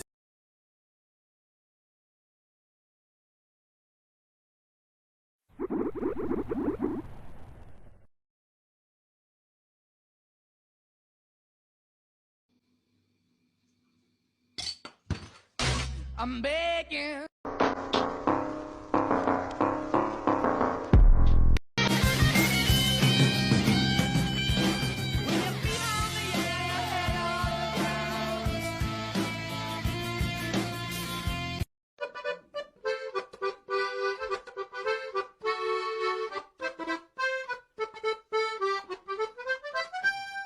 Bro, stop playing with me, bro.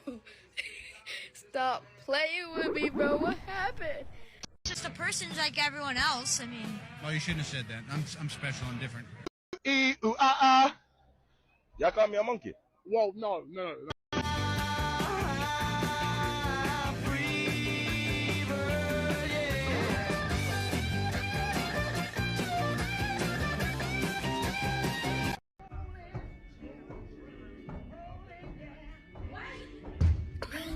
If you put a rock in my cup, then I will shut the fuck up. And you ain't gotta be a baller to give me a motherfucking dollar. For it, and you treat us like dogs. Victor, this isn't personal. It is. It is personal. Do just a shake.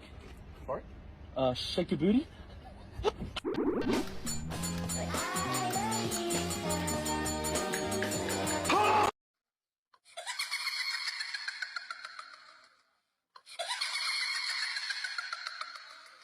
A homeless man sleeping in our junkyard.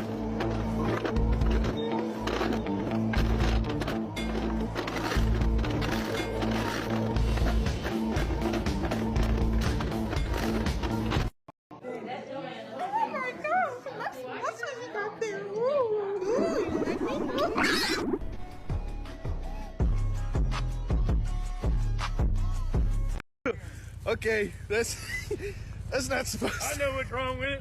Ain't got no gas in it. Watching me with Bob still keep real and fame. Dance with my dogs in the nighttime. Hey, did you fall from heaven? Yes. Because your face is all fucked up. One day, I'ma have it one day. It's me, baby Kata. I have a huge diarrhea.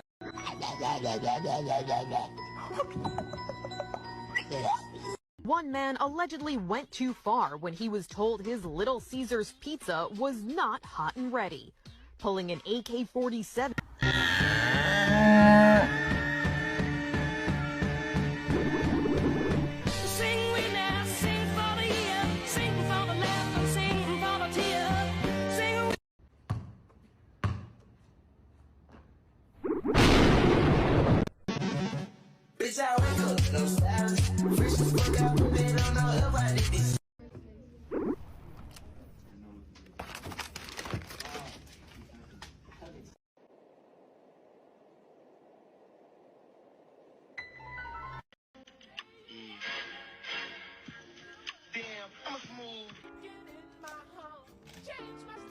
Ladies and gentlemen, we got him.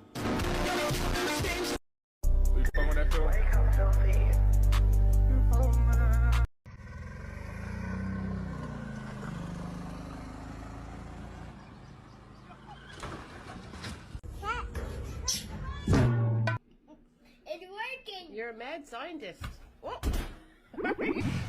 Crazy hamburger! Crazy hamburger!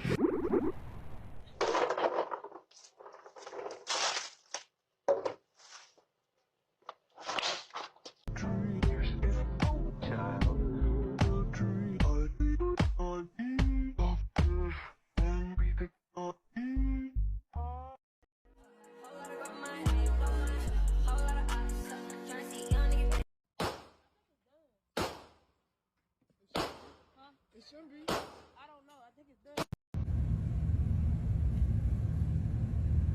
Son of a bitch!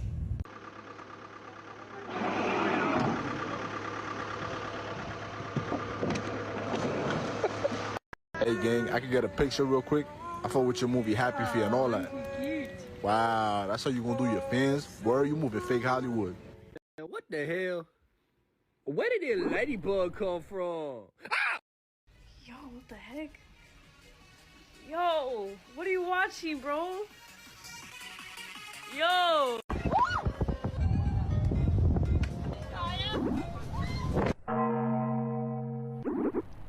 Dumbass bitch.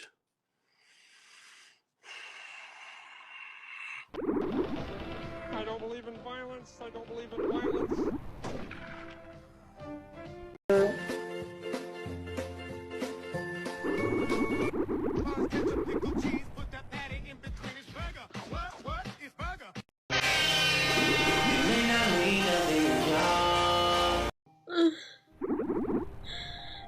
Hear that fart? That was from the hot dog.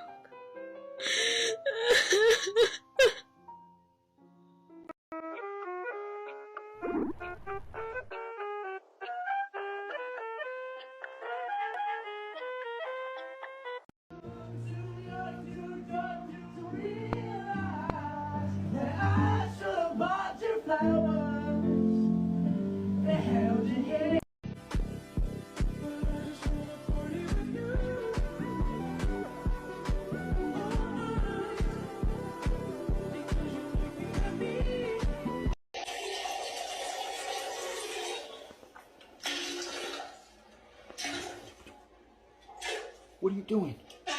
If you ain't shot nobody.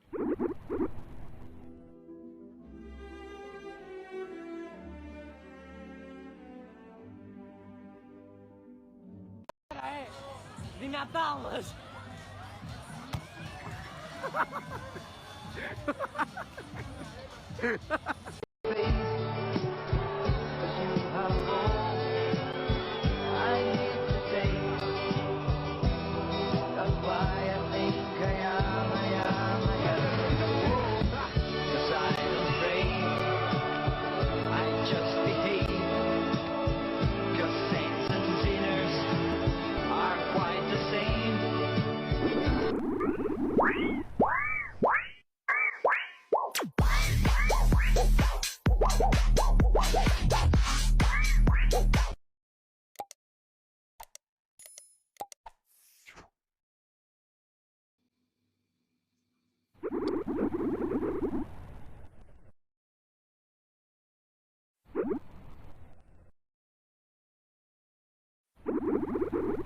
Alright, so we're gonna be making a secret recipe today.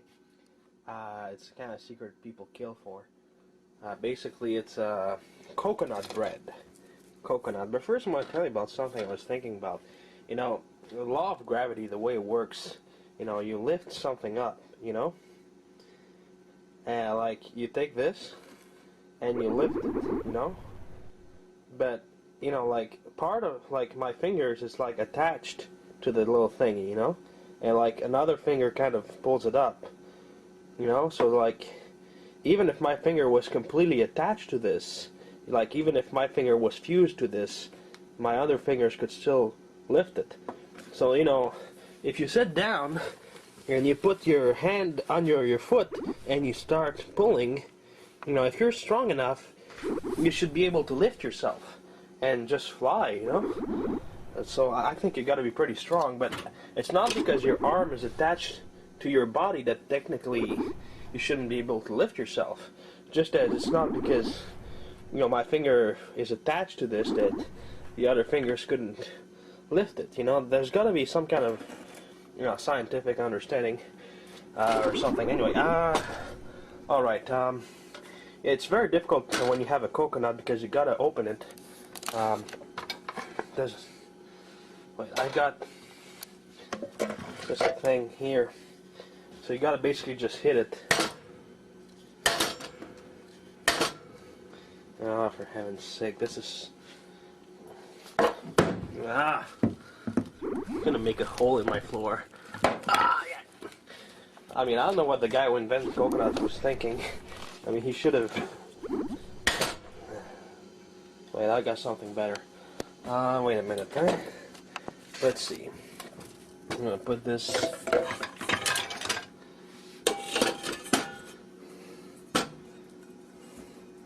Alright, let's see if I can do this. I think I got this blade here. Wait a minute. There. Alright. There it is. I think I can open it with this.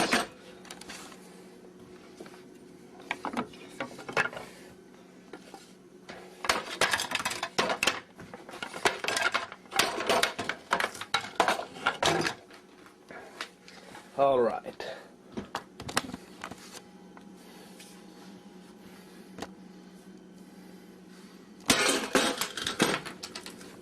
Oh, a little piece torn off. Let's try again.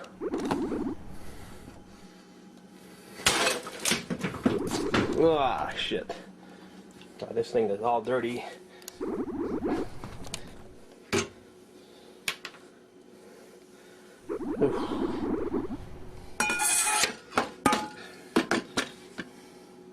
Where's the other half go? There it is. Alright. Why is it red? See that? This. Oh, it smells bad. Ah, what the hell? Ah, looks like it was rotten. For heaven's sake, how fast do coconuts rot? Look at this.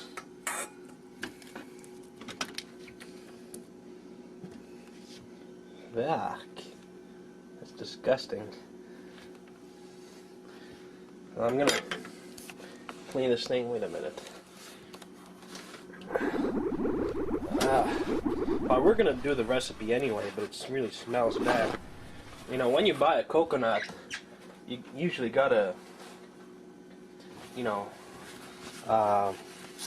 careful not to cut myself.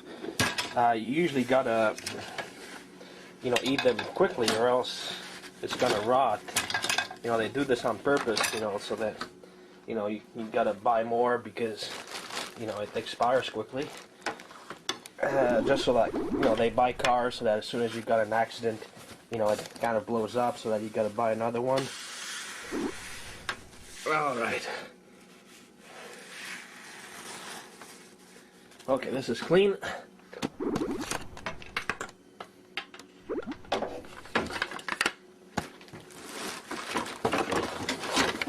Alright. Now for the coconut. Man, it's all wet now. It looks like the little, you know, liquid got all over the place. That's the thing I hate about coconuts. There's always this little liquid that flies all over the place whenever you open it. It's always like that.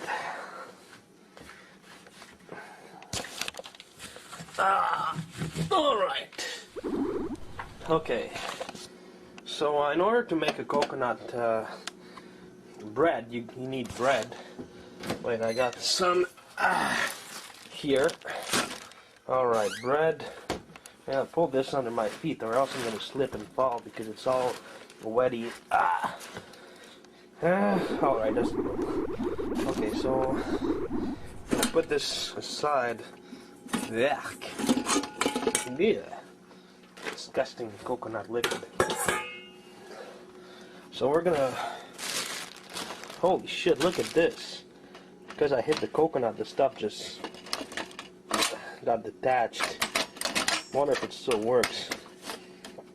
We're gonna try it. I'm turning my one this time. Some time ago I was trying to, you know, light this thing up and I accidentally lit that one, you know. And there was a fire and a flashlight burn and all that. So... let's see. Man, have you ever seen this? Look at this. It's all red and... damn. I've never seen a coconut do that. Alright, so we're gonna take a slice of bread.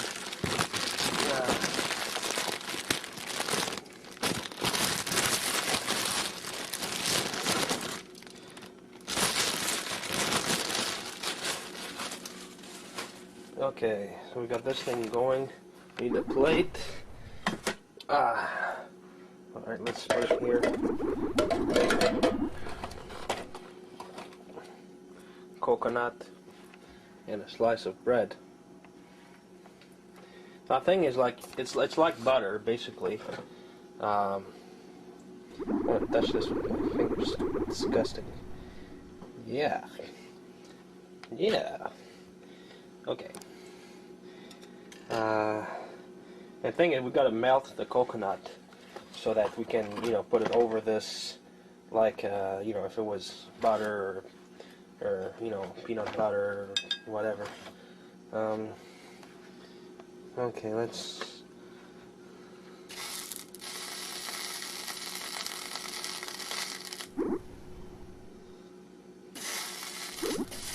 I want to get it to melt.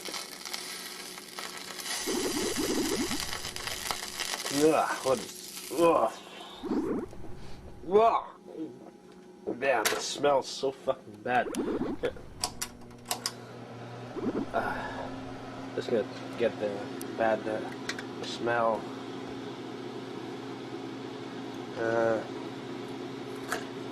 God damn it. It's probably gonna work if the coconut, you know, isn't rotten. Anyway, ideally it should melt, and when it melts you kind of just put over the bread and all that.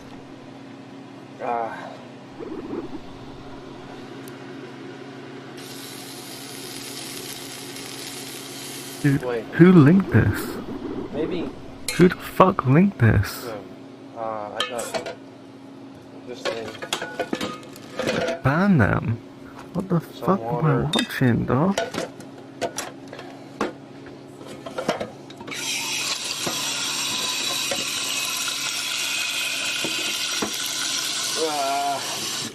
Maybe with boiling water it's gonna melt. And when it melts, you just kind of like pick it up and pour it. Man, you see that? It's all like pink here, or red, or...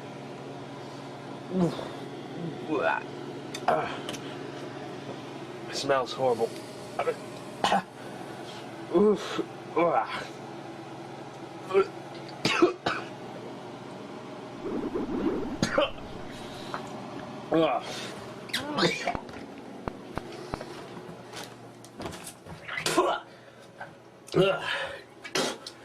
Damn, it smells so bad. Got no idea. Oof, what the hell? Man, I should be an expert on smells, but sometimes there are things that just get to me. Oh boy. So we're gonna wait until it boils. Well, it's not doing anything, so you can just play in the meantime, you know. Like this is, you know, some guy walks around and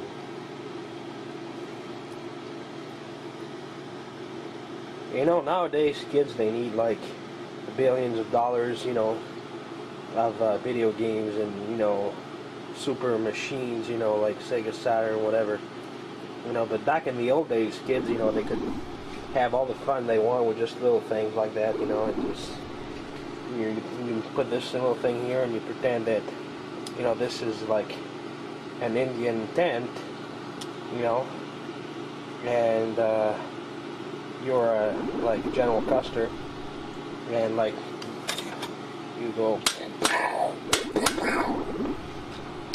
you know. Anyway, so doesn't seem like this is working. Well, if anyone knows a way to melt coconuts, you can tell me, and you know, so that's the way to make coconut bread. You melt the coconut and you just pour it over bread like that. Alright, so see you guys. Alright, so we're gonna be making a secret recipe today. It's kind of secret people kill for. Basically, it's coconut bread.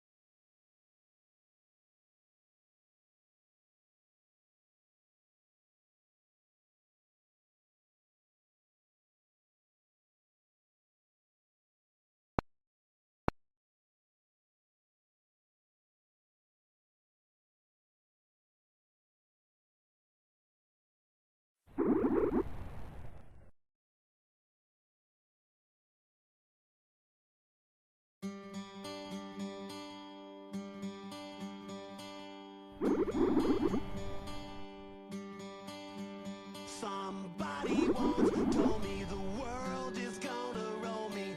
I ain't the sharpest tool in the shed. She was looking kind of dumb with her finger and her thumb in the shape of an L on her forehead. Well, the years start coming and they don't stop coming. Fed to the rules and I hit the ground running. Didn't make sense not to live for fun. Your brain gets smart but your head gets dumb. So much to do, so much to see. So what's wrong with taking the back streets? You'll never know if you don't go. You'll never shine if you don't glow. Hey now, you're an all-star. Get your game on, go play. Hey now, you're a rock star. Get the show on, get paid.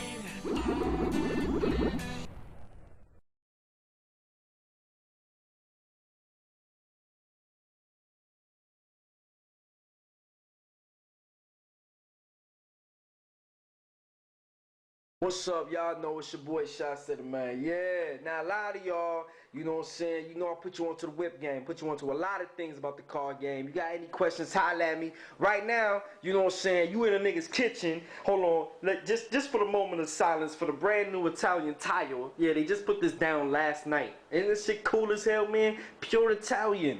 Alright, fuck that shit. Anyway, okay, alright. So, I was at my nigga's crib, okay, and I was trying to tell the nigga if he could just do small things to his shit, like his kitchen and his bathroom, he'll have women everywhere, dropping vagina panties all over the place. You know what I'm saying? He thought I was bullshitting. So I said, look, I'm gonna do a video of just something small like my refrigerator, you know what I mean? And I'm gonna show you that I'm real with the shit. Alright, hold on, one more thing. Y'all see this shit? It's a chrome garbage can. I ain't never seen no chrome garbage can. The shit's from Egypt and it flips over like this. Ain't that some cool shit? Alright, fuck that shit. Okay, alright. So, if you have an assortment of drinks in your fridge, it's gonna open up the world. Women are gonna come over here, they're gonna be comfortable. I know it sounds silly, but I want y'all to feel me on this right now. Oh yeah, nigga made a pizza. Well, I was hungry. Okay, fuck that shit. Okay, bang! Now, I know a lot of y'all like, come on, man, why you got nothing but drinks in your shit? Why you ain't got no food? I'm gonna tell you why. See, when different women come over, different women like different things, my nigga. You know what I'm saying? So, like, for the mature, this real talk, for the mature chick, you know, over 30, who still drinks juice, you hit her with the Mystic. They always get Mystics. I don't know why. You know what I'm saying? Then, the Snapples, that's for, like, the suburban chicks. You know, they come over here, they be like, oh my God, Chai City, like, do you have anything to drink? And then I'm like, yeah, Becky, I got fucking Snapples off. Oh my God, you have so many flavors. This is crazy. I don't even know which one to take. And I'll be like, man, just whatever you want to take, yo, you know what I'm saying? Now, the vitamin water, that's for like the chicks, you know what I'm saying, who stay in shape. You know, they might come over to your crib after they leave the gym, shit like that, you know what I'm saying? The Smirnoff Ices, you dig? That's for like the chicks who, you know, it's their first time coming over here. They want to get their drink on, but they don't know you well enough to get drunk around you, so they just get their buzz on with the Smirnoff Ice.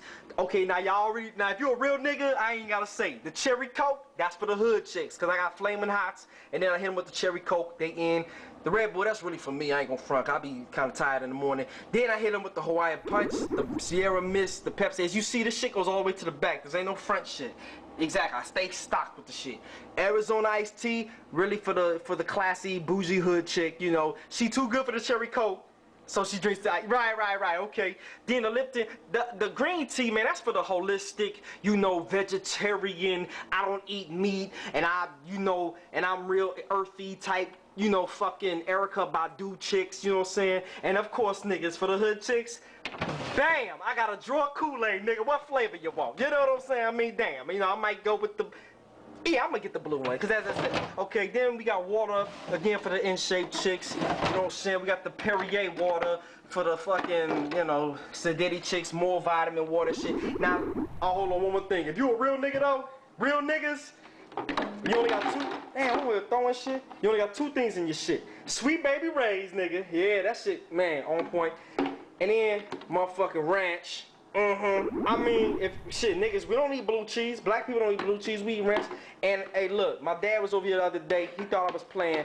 I can't believe it's not butter, man. This shit, you could drink this shit, man, and it ain't butter. It's like butter flavored, but it ain't butter. Shit is real fucking good, man. Real talk. Now, a lot of y'all saying, well, what about, you know, for the, hold on. Get money, get paid? Okay, all right, we cool. Now, sometimes the women, they bring their kids over here. You know what I'm saying? Be fucking me up, because I'm trying to hit that ass. Right. So you know what I did, nigga? Bam! Hit them little niggas with a freeze pop. That's right, nigga. So she bring a kid over here, and I said, well, you want a freeze pop, little nigga? Because he just gonna cock block you anyway. Hit him with a motherfucking freeze pop. All type of flavors. We got like fucking 400 in this motherfucker. You know what I'm saying? And if you like me, every once in a while, you might kick it with a big girl with a pretty face, but just a fat girl. Hit her with the pizzas, the motherfucking ice cream sandwiches. I got pretzels, Eggos, you know, hell. Well, look, I got even more shit for them. Hold on. Then you open up this. Bam! Snacks on snacks, nigga. 4, 7, 8, 9 different flavors of cereal. We got Pop-Tarts. Man, we got popcorn, toffee, wheat thins. Nigga, what you want? You know, I told the big girl, baby, come on, get your snack on, baby. Feel comfortable. You know, you breathing heavy as hell. I know you hungry. You know, 7 different flavors of chips. Got chips in this month. I mean, damn. Now, sometimes, okay, if a girl bring her kid over to your spot, you know what I'm saying, you gotta throw him off. So that's why I'm gonna take y'all over here. Let me walk to the front room right quick.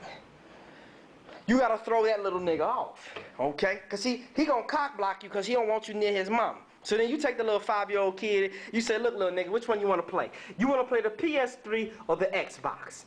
See, that's gonna fuck him up because he ain't used to having an option. Then you let him play on the big ass screen. You see I got the PS3 on right now.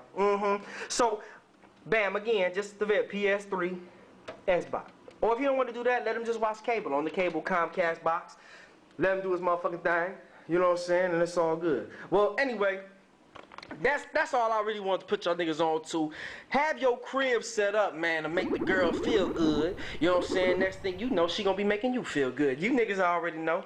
Matter of fact, let me go ahead and get my... Yeah, let me go ahead and get my thing. Oh, where my Kool-Aid at? Damn. Get my Kool-Aid. Oh, yeah, one more thing. To the makers of Kool-Aid, would you niggas stop putting the juice all the way to the top? Because when I twist the motherfucking cap, I put it, the shit explodes like a goddamn grenade. Then I got blue juice all over my white carpet. Look, man, I appreciate you trying to give me as much juice for the value, but look, put the juice, cause look, so look at this shit. See, now the juice is all at the top. You see, put the juice down here so when I open it, it don't spill everywhere, okay? Trust me, I ain't gonna miss it. You know, these motherfuckers cost like $5 for $1, okay? Thank you. Anyway, y'all know, Shot City, man. Do your thing, get your whip game proper, get your crib together, and remember, get money, get paid. All right, I'm out of here.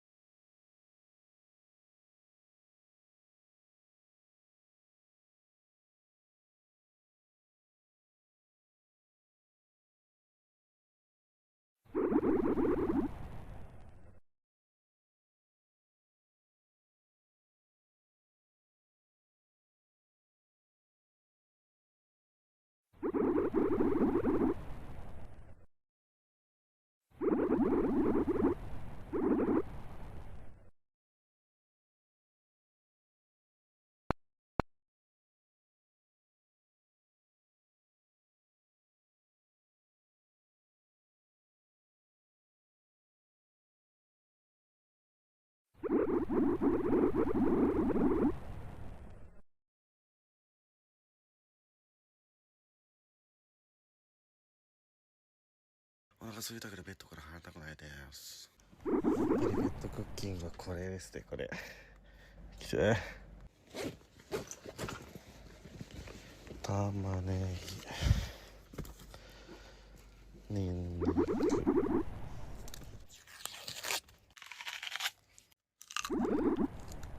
よいしょ。おー、いい感じ。うわう。よいしょ。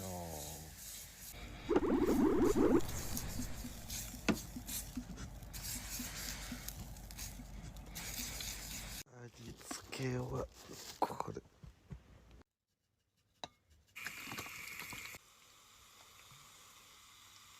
よいしょ。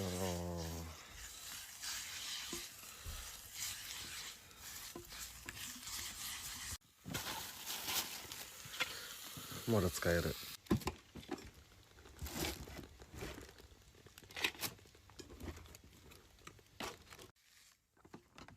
おお。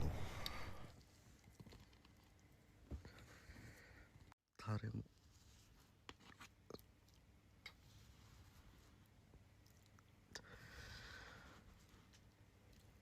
はい、アイロン牛丼完成。イエーイ。いただきます。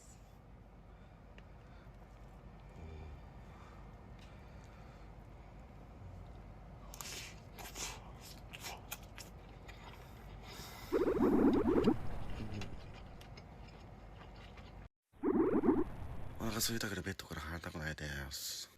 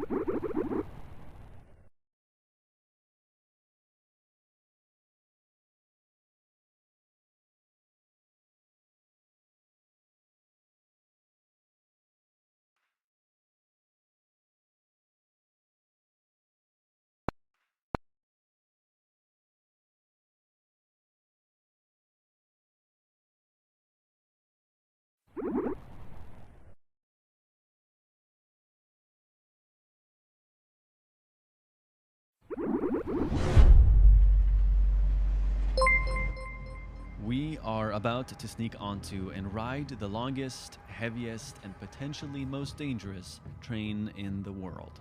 Cutting through the vast Sahara Desert on a 20 to 30 hour journey in the country of Mauritania, this experience is not one to be recognized.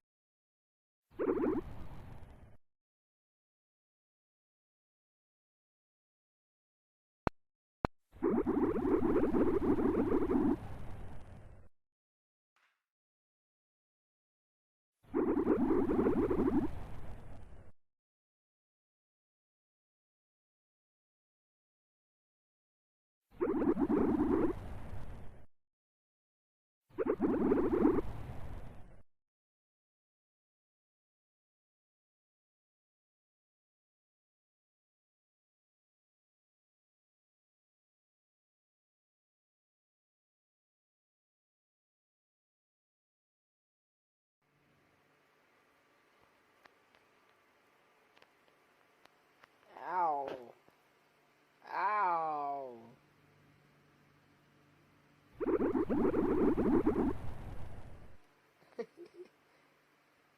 No. Ow.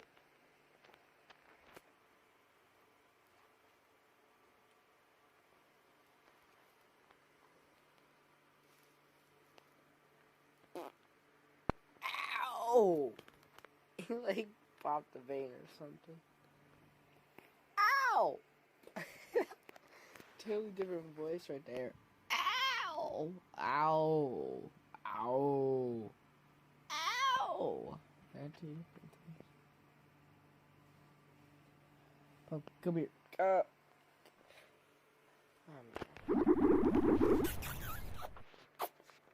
Pumpkin.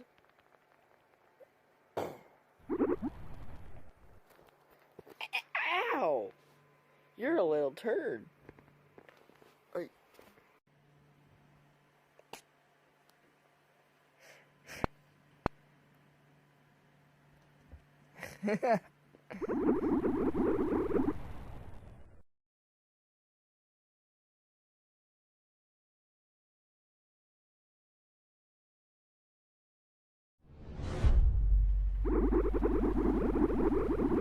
We are about to sneak onto and ride the longest, heaviest, and potentially most dangerous train in the world.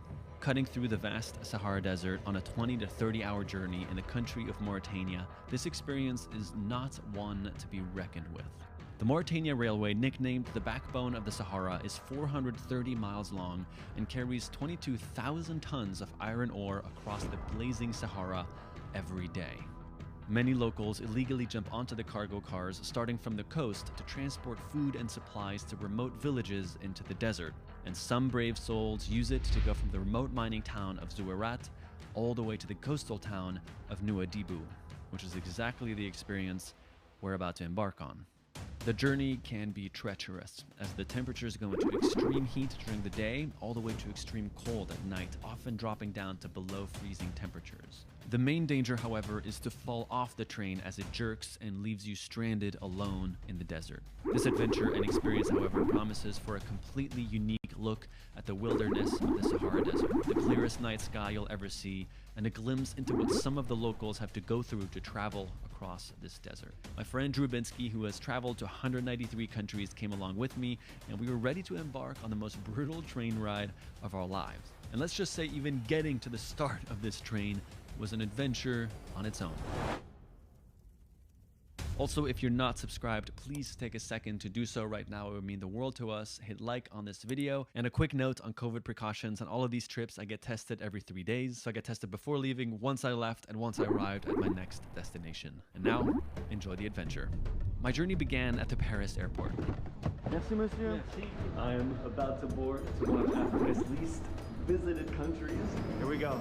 After a 5-hour flight, I landed in Mauritania and reunited with Drew. Dude, what's up, man?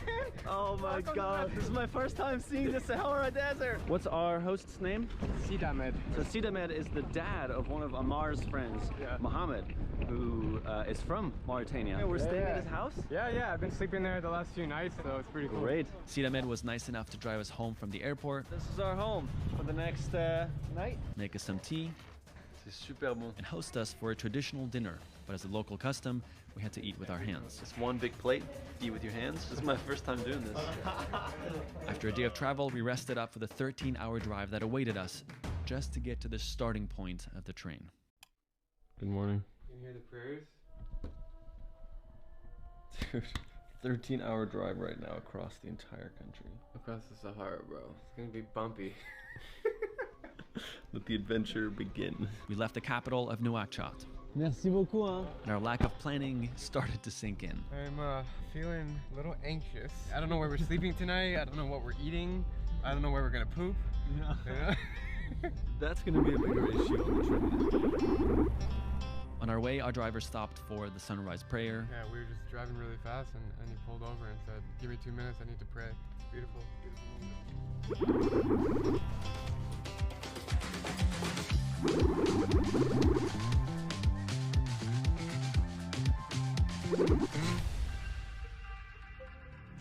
And then, there it was. We are spotting the train for the first time. Yeah, dude. Check this out.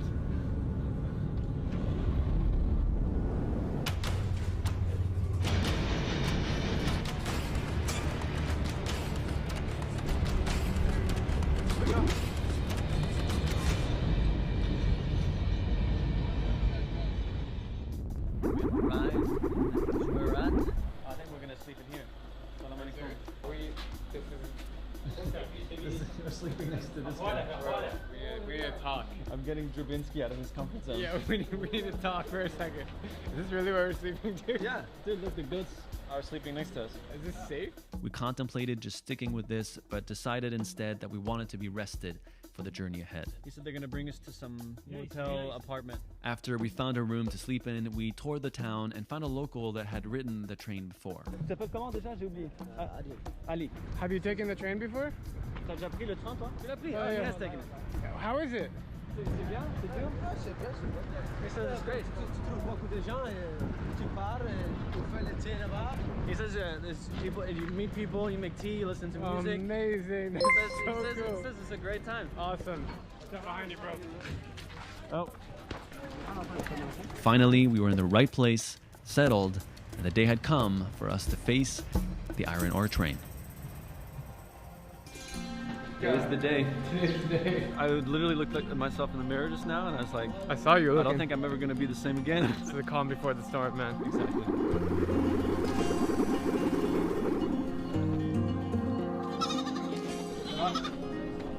It's hard to capture, but almost every single person you walk by just waves or says hi. Ça va? Very pleasant atmosphere. Ça va? Ça va? Ça va?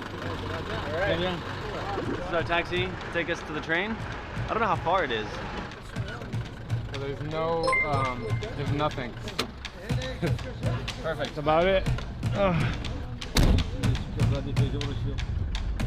Alright, time to pick up our things. Putting on the local attire here. Oh. How do I look? Yeah, you look great, dude. What the fuck are we doing? What are we doing? Wait. He says we need a lot more water. He says we need more food and more water.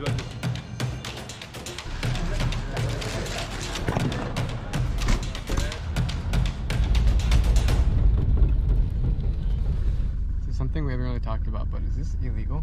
I think it's a gray area. I don't think it's allowed, but I don't think that they necessarily try to prevent people.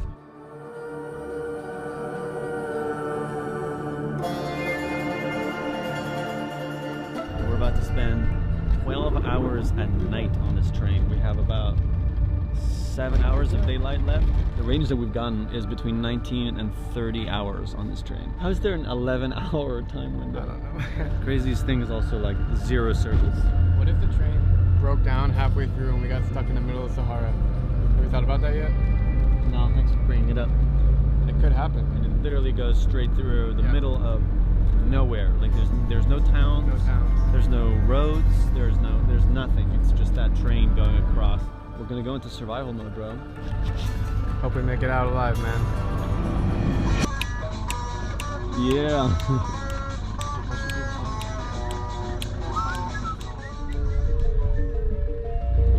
That's the mine. Wow. We have arrived at the mine. So the iron ore gets brought down from the mountains up here and it gets dumped down onto the train over here.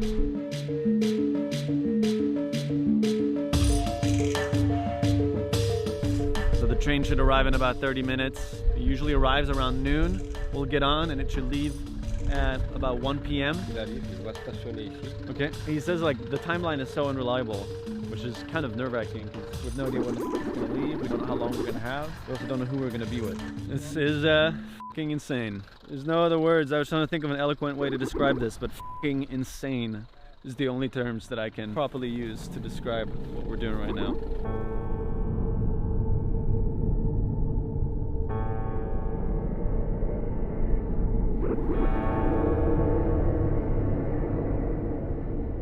So the train is how many hours late? 4 hours late? 4. We've been sitting in the guard of the station's little shack. Sunsets at 7. So we'll see how this goes. To be continued. We've waited! We've waited 5 hours. We're here at 11. And usually there's 2 trains every day, one at noon and one at between 3 and 5. And the one at noon just didn't come at all. Now the one that's going between 3 and 5 is here, and it's 4 o'clock, so it's smack in the middle. We're about to get on the train! It is freaking massive. Why is nobody else riding? I think we're the only ones. We're literally being dropped off alone on this thing. Yeah.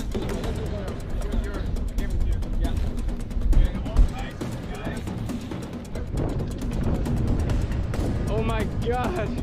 Dude, you're gonna get so dirty as soon as you jump in here. We're all by ourselves, man. We're literally there goes our guide. He's just calling me. He's right there. He's saying you got to be careful because when it starts, the whole thing is gonna jerk really fucking hard. So literally went from us lying down, having nothing to do for 5 hours to get ready. We're going right now. Thanks for coming along with me on this adventure, bro. Bro, there's nobody else I'd rather do it with, man. Oh! Okay, the train is moving. Our journey has officially begun. The next 24 hours. Woo!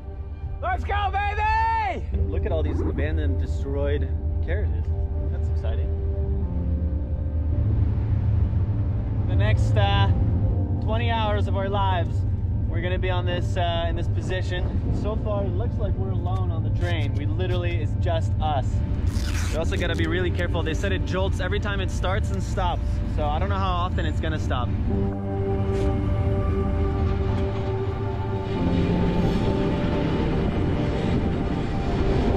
It's starting to get dusty. Time to put the goggles on.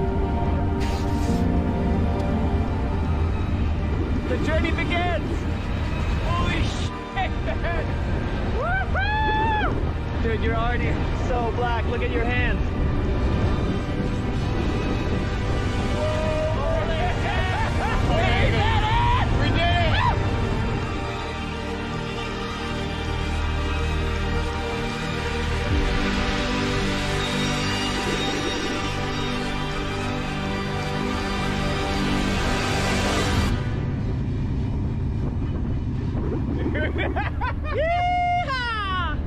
of Sahara for miles and miles. We're going very, very slow right now, so we actually have a moment to stand up here. I already gotta pee. I kinda need to pee too. How are you gonna pee?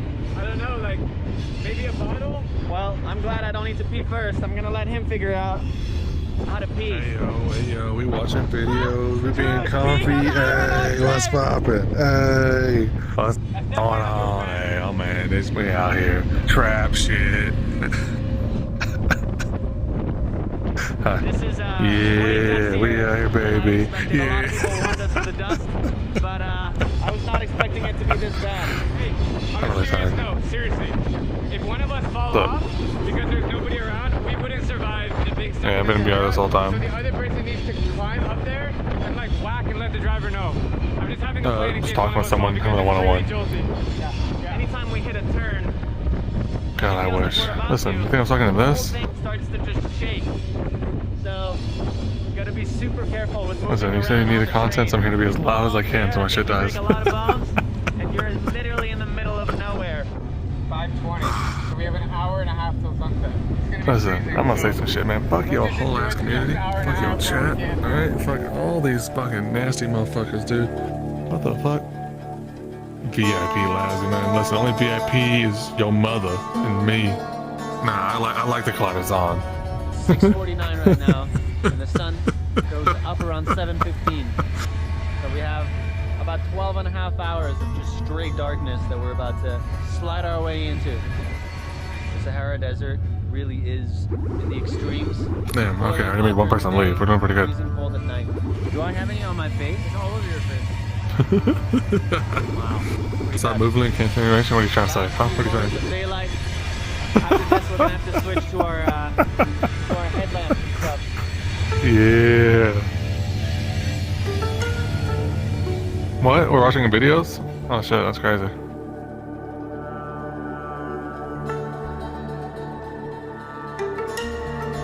Alright, well, what are we watching? Listen, you have 7 a.m. tired Lazzy, okay? Who's been in VR for like 15 hours. We're arriving in Chum. Hey, what's good, Jerry? What's good, Jerry? Hey, yo. Putting on my... Hey, fuck you, Trey, you dumb cunt. Are you gonna sleep? Right here. Eat my dick.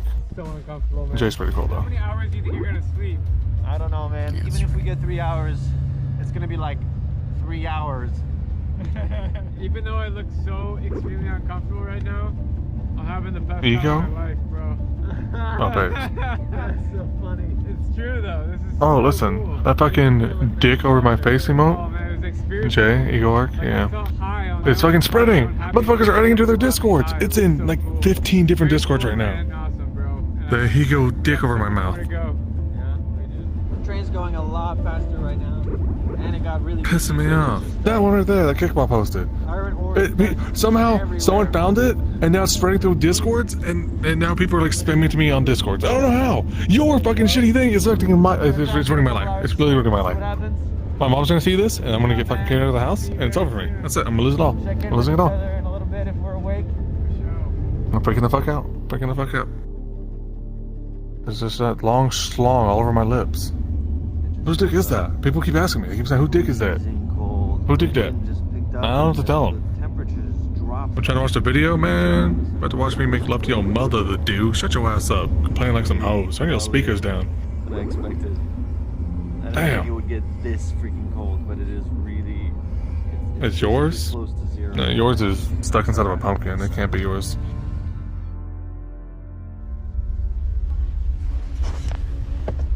Okay, not so good news. The train Yeah, he uncome. No, he uncome. stopped. Not at a station. I don't know what's going on. Welcome back, Emily. Stopped out of nowhere. We don't know why. You really just said that? Yeah, he uncoming. Yeah, they out here coming. The thing is, it's really awkward because Heon like doesn't come at all. That's the problem. Is Heon's like anti-cum. They make other people come, but they don't come. That cutie bit though? That shit funny as hell. Oh, we're moving. You look dumb as shit. You ain't got no teeth. Your lips are all weird. No, don't post it with mine. No, don't make Heon come on me. No, oh baby. it's kind of hot. The most brutal night of sleep of my entire life. I'm so tired. Been breathing in iron ore all night. How you doing? Freezing cold. I can't even tell if I've slept at all, to be honest. The Sahara Desert and the winter. What? Turn Lassie down? Oh, hold on. I got y'all. I got y'all. I've done the Turn research. myself up. and I've Okay, there we go. That's much completed, better. There we go. scientific, Okay, hey, my bad. Findings. So. Oh wait, no. Yo! No. Bro! Dude, Yeah, it's before I leave, almost morning. I'll do something else. But you're still streaming. It's like you just have I like was 3 just hours. recording a video. Ooh, yes, you could do. You could play some Modern Warfare 2. Ooh, yeah, that'd be a good one. Yeah, Modern Warfare 2. Yeah. That's content, baby. That's content. That's a good emote. Damn, that's a really good emote. Look at his face. Sun is rising in 10 minutes, baby. Oh, fuck. That's why I was filming. I was just. I've been in VR too long, and my eye can't like blink, and it hurts. I'm freaking out. That's crazy. You're cold? Yeah. You're finally cold. Is this what you wanted? Okay, Yeah, is this the content you wanted? okay. Alright, before I leave, I'll be really loud and ruin everyone's day, Good and then leave. morning, dude. Sunrise. Whoa. I'm not actually bad.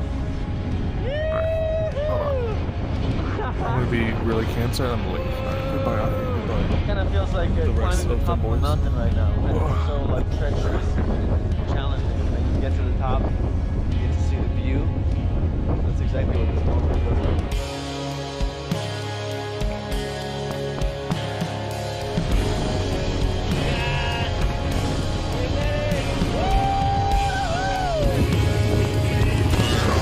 Okay, can you hear me? Okay.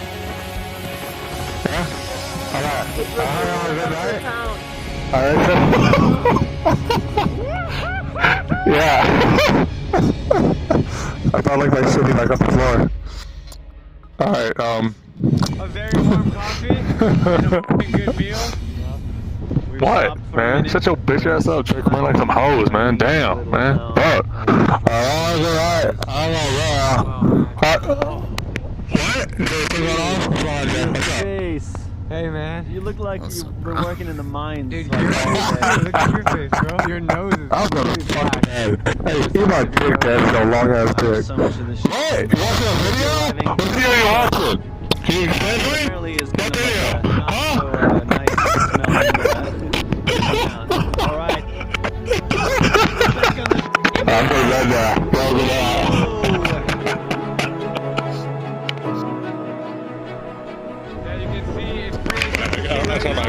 I can't tell like it's all done. But hey, Knockers, you got some fat ass titties. God damn, Knockers. Oh my god. It smells like fish. Oh, it smells like fish.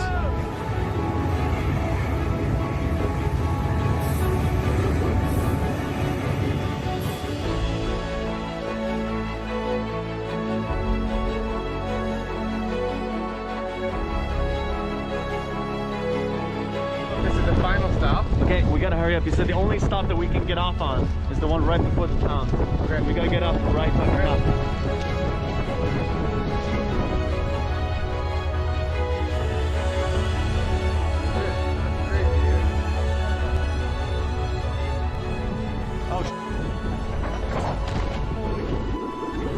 Dude, it's moving already. I got down at the last possible second. Dude, holy shit. It's there.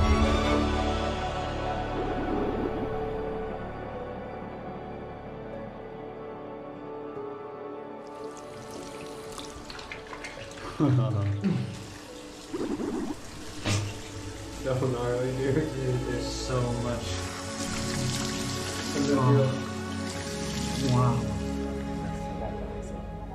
خليه حالك يا قلبها السافر يا قلبها السافر. After 20 hours of delirious sleep, going from dreaming to getting jerked awake by the train every 15 minutes, we completed the entire iron ore train. The combination of extreme physical challenge and the beauty of the wilderness of the Sahara Desert made for a truly breathtaking adventure. On the other hand, it was also very hard to imagine the locals having to experience this on a regular basis to move supplies. Leaving, we felt immense first-hand empathy for those who have no other choice but to travel using this train. However, we could not have pulled this off without Amar's friend's dad, Sidamed, and his family, who were so incredibly kind and hospitable and made us feel incredibly welcomed. We left feeling both humbled by the experience and connected to the welcoming locals, and are excited to explore more of this part of the world. And before we go, we want to thank the sponsor of today's video, Morning Brew.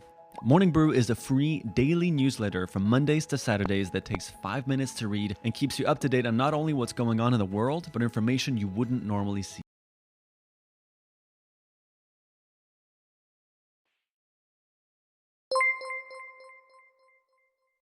Before today's episode starts, I'd like to remind everyone that there's 48 hours left in our Seek Discomfort drop, which is currently live on our website.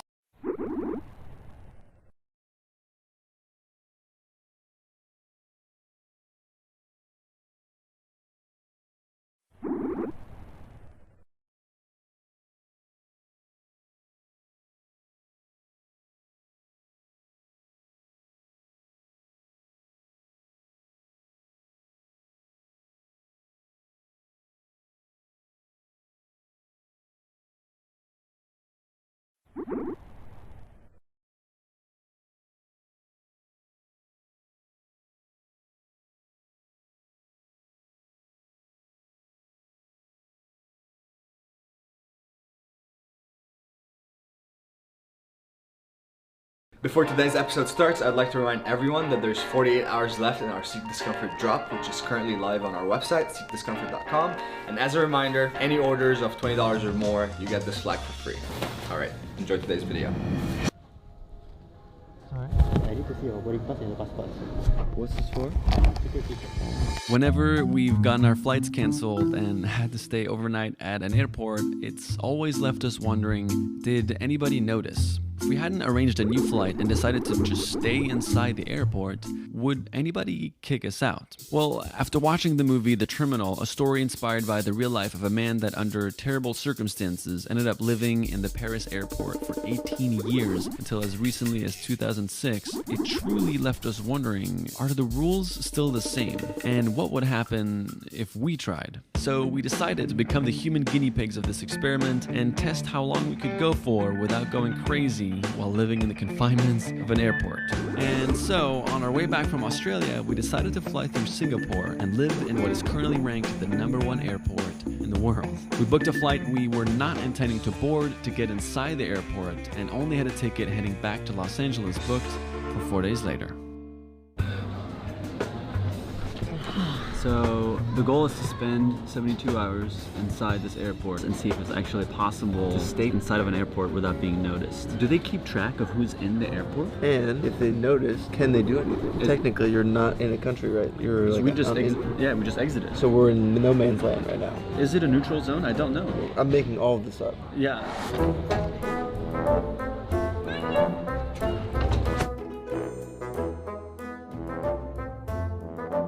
My boys waited smart.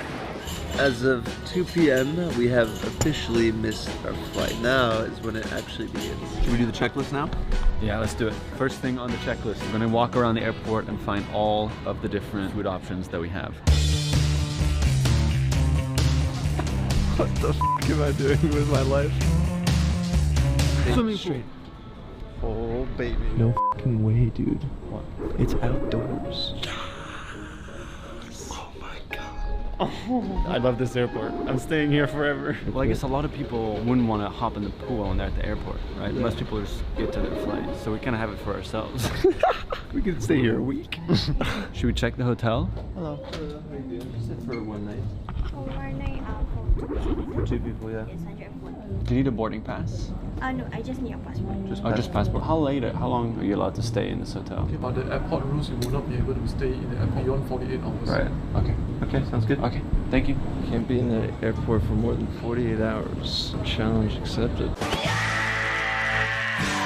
Can they check when we scanned in how long we've been in the airport? Like if we get our passports scanned up here, are they gonna know? Like you've been here for a day already, you can't stay here for 2 days. The second you with this stuff, like the luxuries, that's when they start asking questions like, why are these guys here for 2 full days? Yeah, but like, we could have a bed, dude. We could have a bed. There's signs everywhere that says, if you see anything suspicious, to let people know. And we definitely look suspicious. The hotel though. Stop it. Stop it. I think this whole experience would be not so bad if there wasn't like a baseline layer of fear. Because like, I don't know if this is allowed or not. And then the other thing too is just like, are they watching us or are they not? We don't know.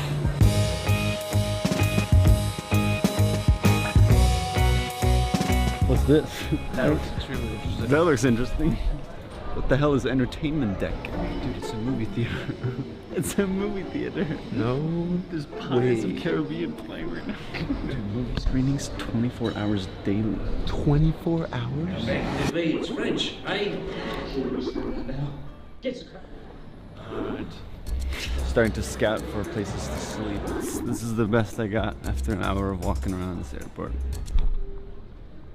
Are we both trying to fit on this, or should we find another one? I fear it's like being woken up by security and being like, show me your ticket.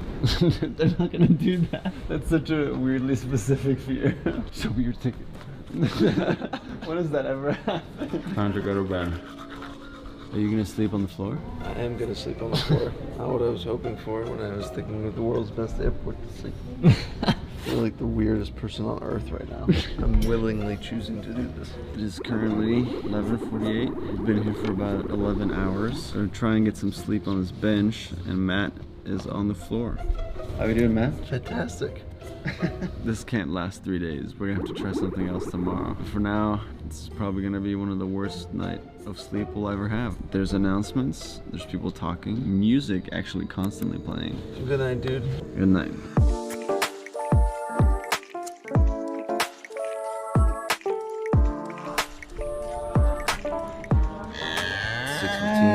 This is what's waking us up, or at least me. This is worse than any alarm.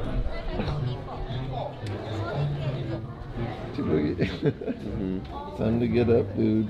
This is the most painful sleep I've ever had. We have 57 hours left in this airport. The thing is, after we go on a 19-hour flight, it's not like we get to go out. Yeah, I think we've established that.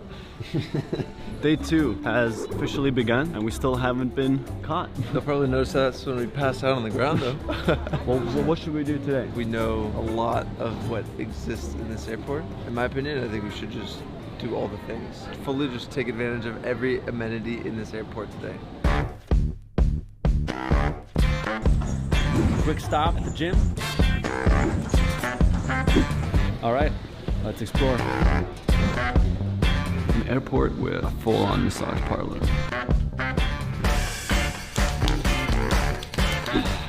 You were like moaning. I was hearing Matt going like, oof.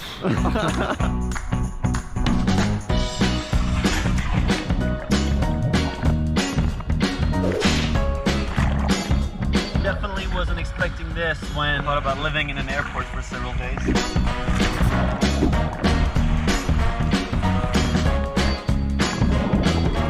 Burgers and fries by the pool. Not bad. Cheers. Nobody cares that we're here. We are free to do what we want to dinner, Thomas, shall we? And it feels like we're on a 3-day date. It is pretty romantic.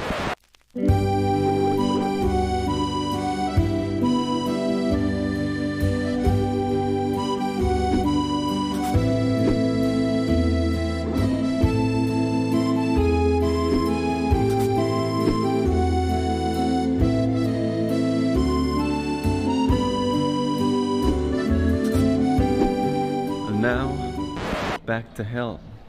And that comes the actually extremely painful part, which is trying to find somewhere to sleep in an airport that doesn't sleep. Where are we going? I don't know, man. Don't think I've slept more than 2 hours in the last 3 days, and as much fun as today was, I just feel horrible right now. Excuse me, sir. Do you know where the nearest place to sleep is? Sir? The nearest place to sleep. What is he saying? Yes. I don't. Matt's lost his mind. Rest area. Don't see a rest area in this terminal. Should we go Terminal 3, the one we haven't been to yet? Venture off to the far land. We cannot go beyond Terminal 2. Gandalf, we can. Terminal 3 is the farthest land of them all. We have not yet discovered it. Okay, I'll follow you wherever you go. So there's not a single rest area in this entire giant terminal. Dude, this is a sign that we have to go to Terminal 3. Well, we are now officially entering the third terminal, the only one we haven't explored yet. And when we passed by on the train, it's called the Jewel. This huge central area that has this massive waterfall, which is pretty much what makes this airport famous. We haven't gone there yet because we think you need to exit the airport to actually get inside of it. It's like overwhelmingly huge. Right next to customs inspection. I have this entire couch for myself, and Matt is on this couch right next to me. Still very loud. There's music playing right here. Gonna put these on and pass out. See you in the morning. Alright. I need to see your boarding pass and your passport. What's this for? Security check. We missed our flight. Okay. Have you rebooked your flight? Yeah. Can I see your... Where are you going to? Los Angeles. Los Angeles. Yeah. There you go. Oh. Thank you. Thank you very much. Thank you, sir. Thank you. Oh my god. I was so scared. Cut to 2 minutes later, we're surrounded. Get the f off the ground. We got so lucky that we didn't get checked last night. It would have been like, your flight is in 3 days. Now, because we got checked at 3:30 a.m., yeah, as you're saying, it's technically tomorrow. He's like, excuse me, sir, security check. And I was like, What are you checking for? Fear is like being woken up by security and then being like, show me your ticket. they're not gonna do that. That's such a weirdly specific fear. Congratulations, you played yourself. They've got eyes on us. I know it. I was so freaking scared. These dramatic fall to sleep.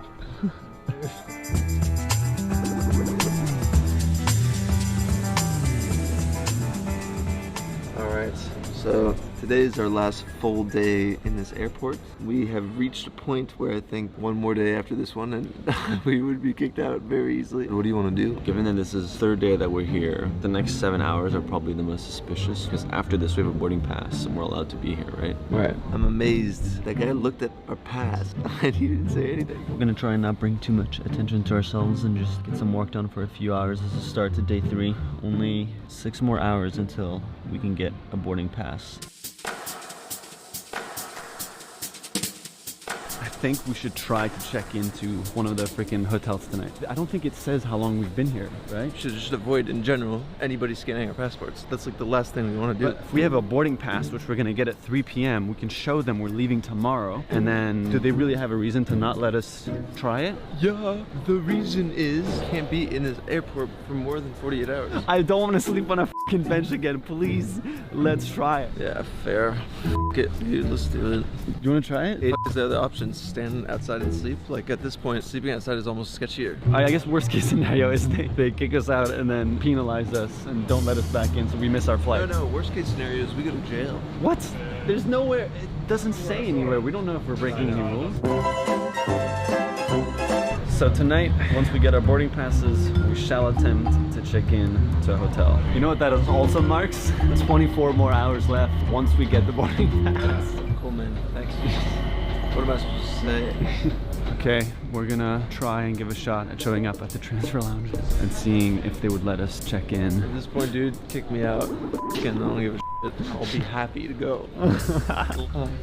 Do you have any nap rooms left? Or how many person? 2. Yeah, there is. Can we do 11 to 7 a.m.? There? So paying separately or paying together? Together, please. Do you have your card? We got 2 nap rooms. Don't have to sleep on a couch tonight. Don't have to sleep on a couch.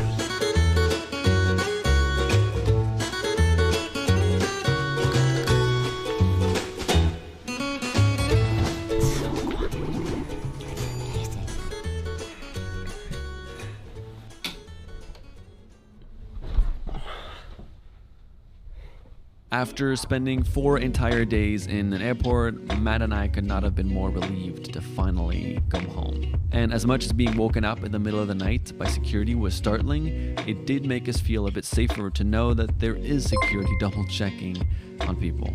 But it still left us wondering, were we randomly selected that night, or did those guards specifically come to check up on us? Did anybody ever realize what we were doing, or did we just live inside this airport for 4 days without anybody noticing? I guess the airport security are the only ones that'll ever have the answer to that question. We'll see you next week. Thank you so much for watching today's video. We hope you enjoyed it. One last reminder, our Seek Discomfort drop is live for another 48 hours, so please be sure to go to the website, seekdiscomfort.com, and check out the collection. We'll see you next week.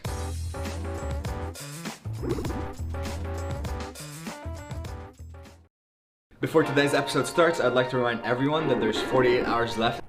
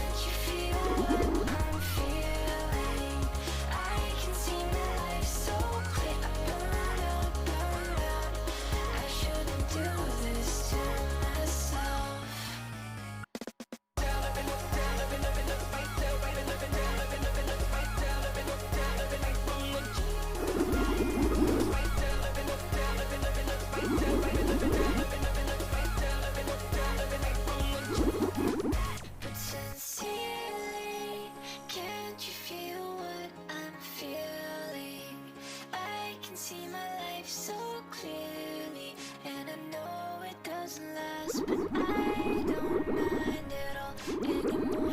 Oh, it's calling. I just can't stop. I'm sorry. I can feel a new day dawn. Burn out, burn out. I shouldn't do this to myself. But since ceiling, can't you feel what I'm feeling? I can see my life so clear. I burn out, burn out. I shouldn't do this to myself.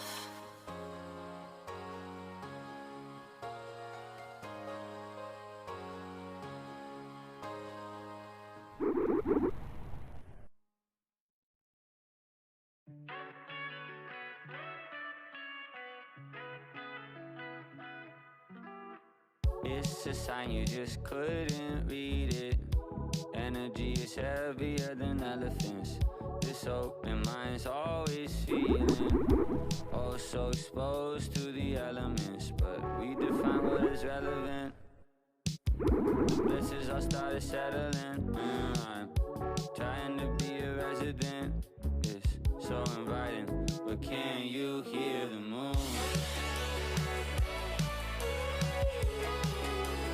Howling back at you. But can you hear the moon? Howling back at you.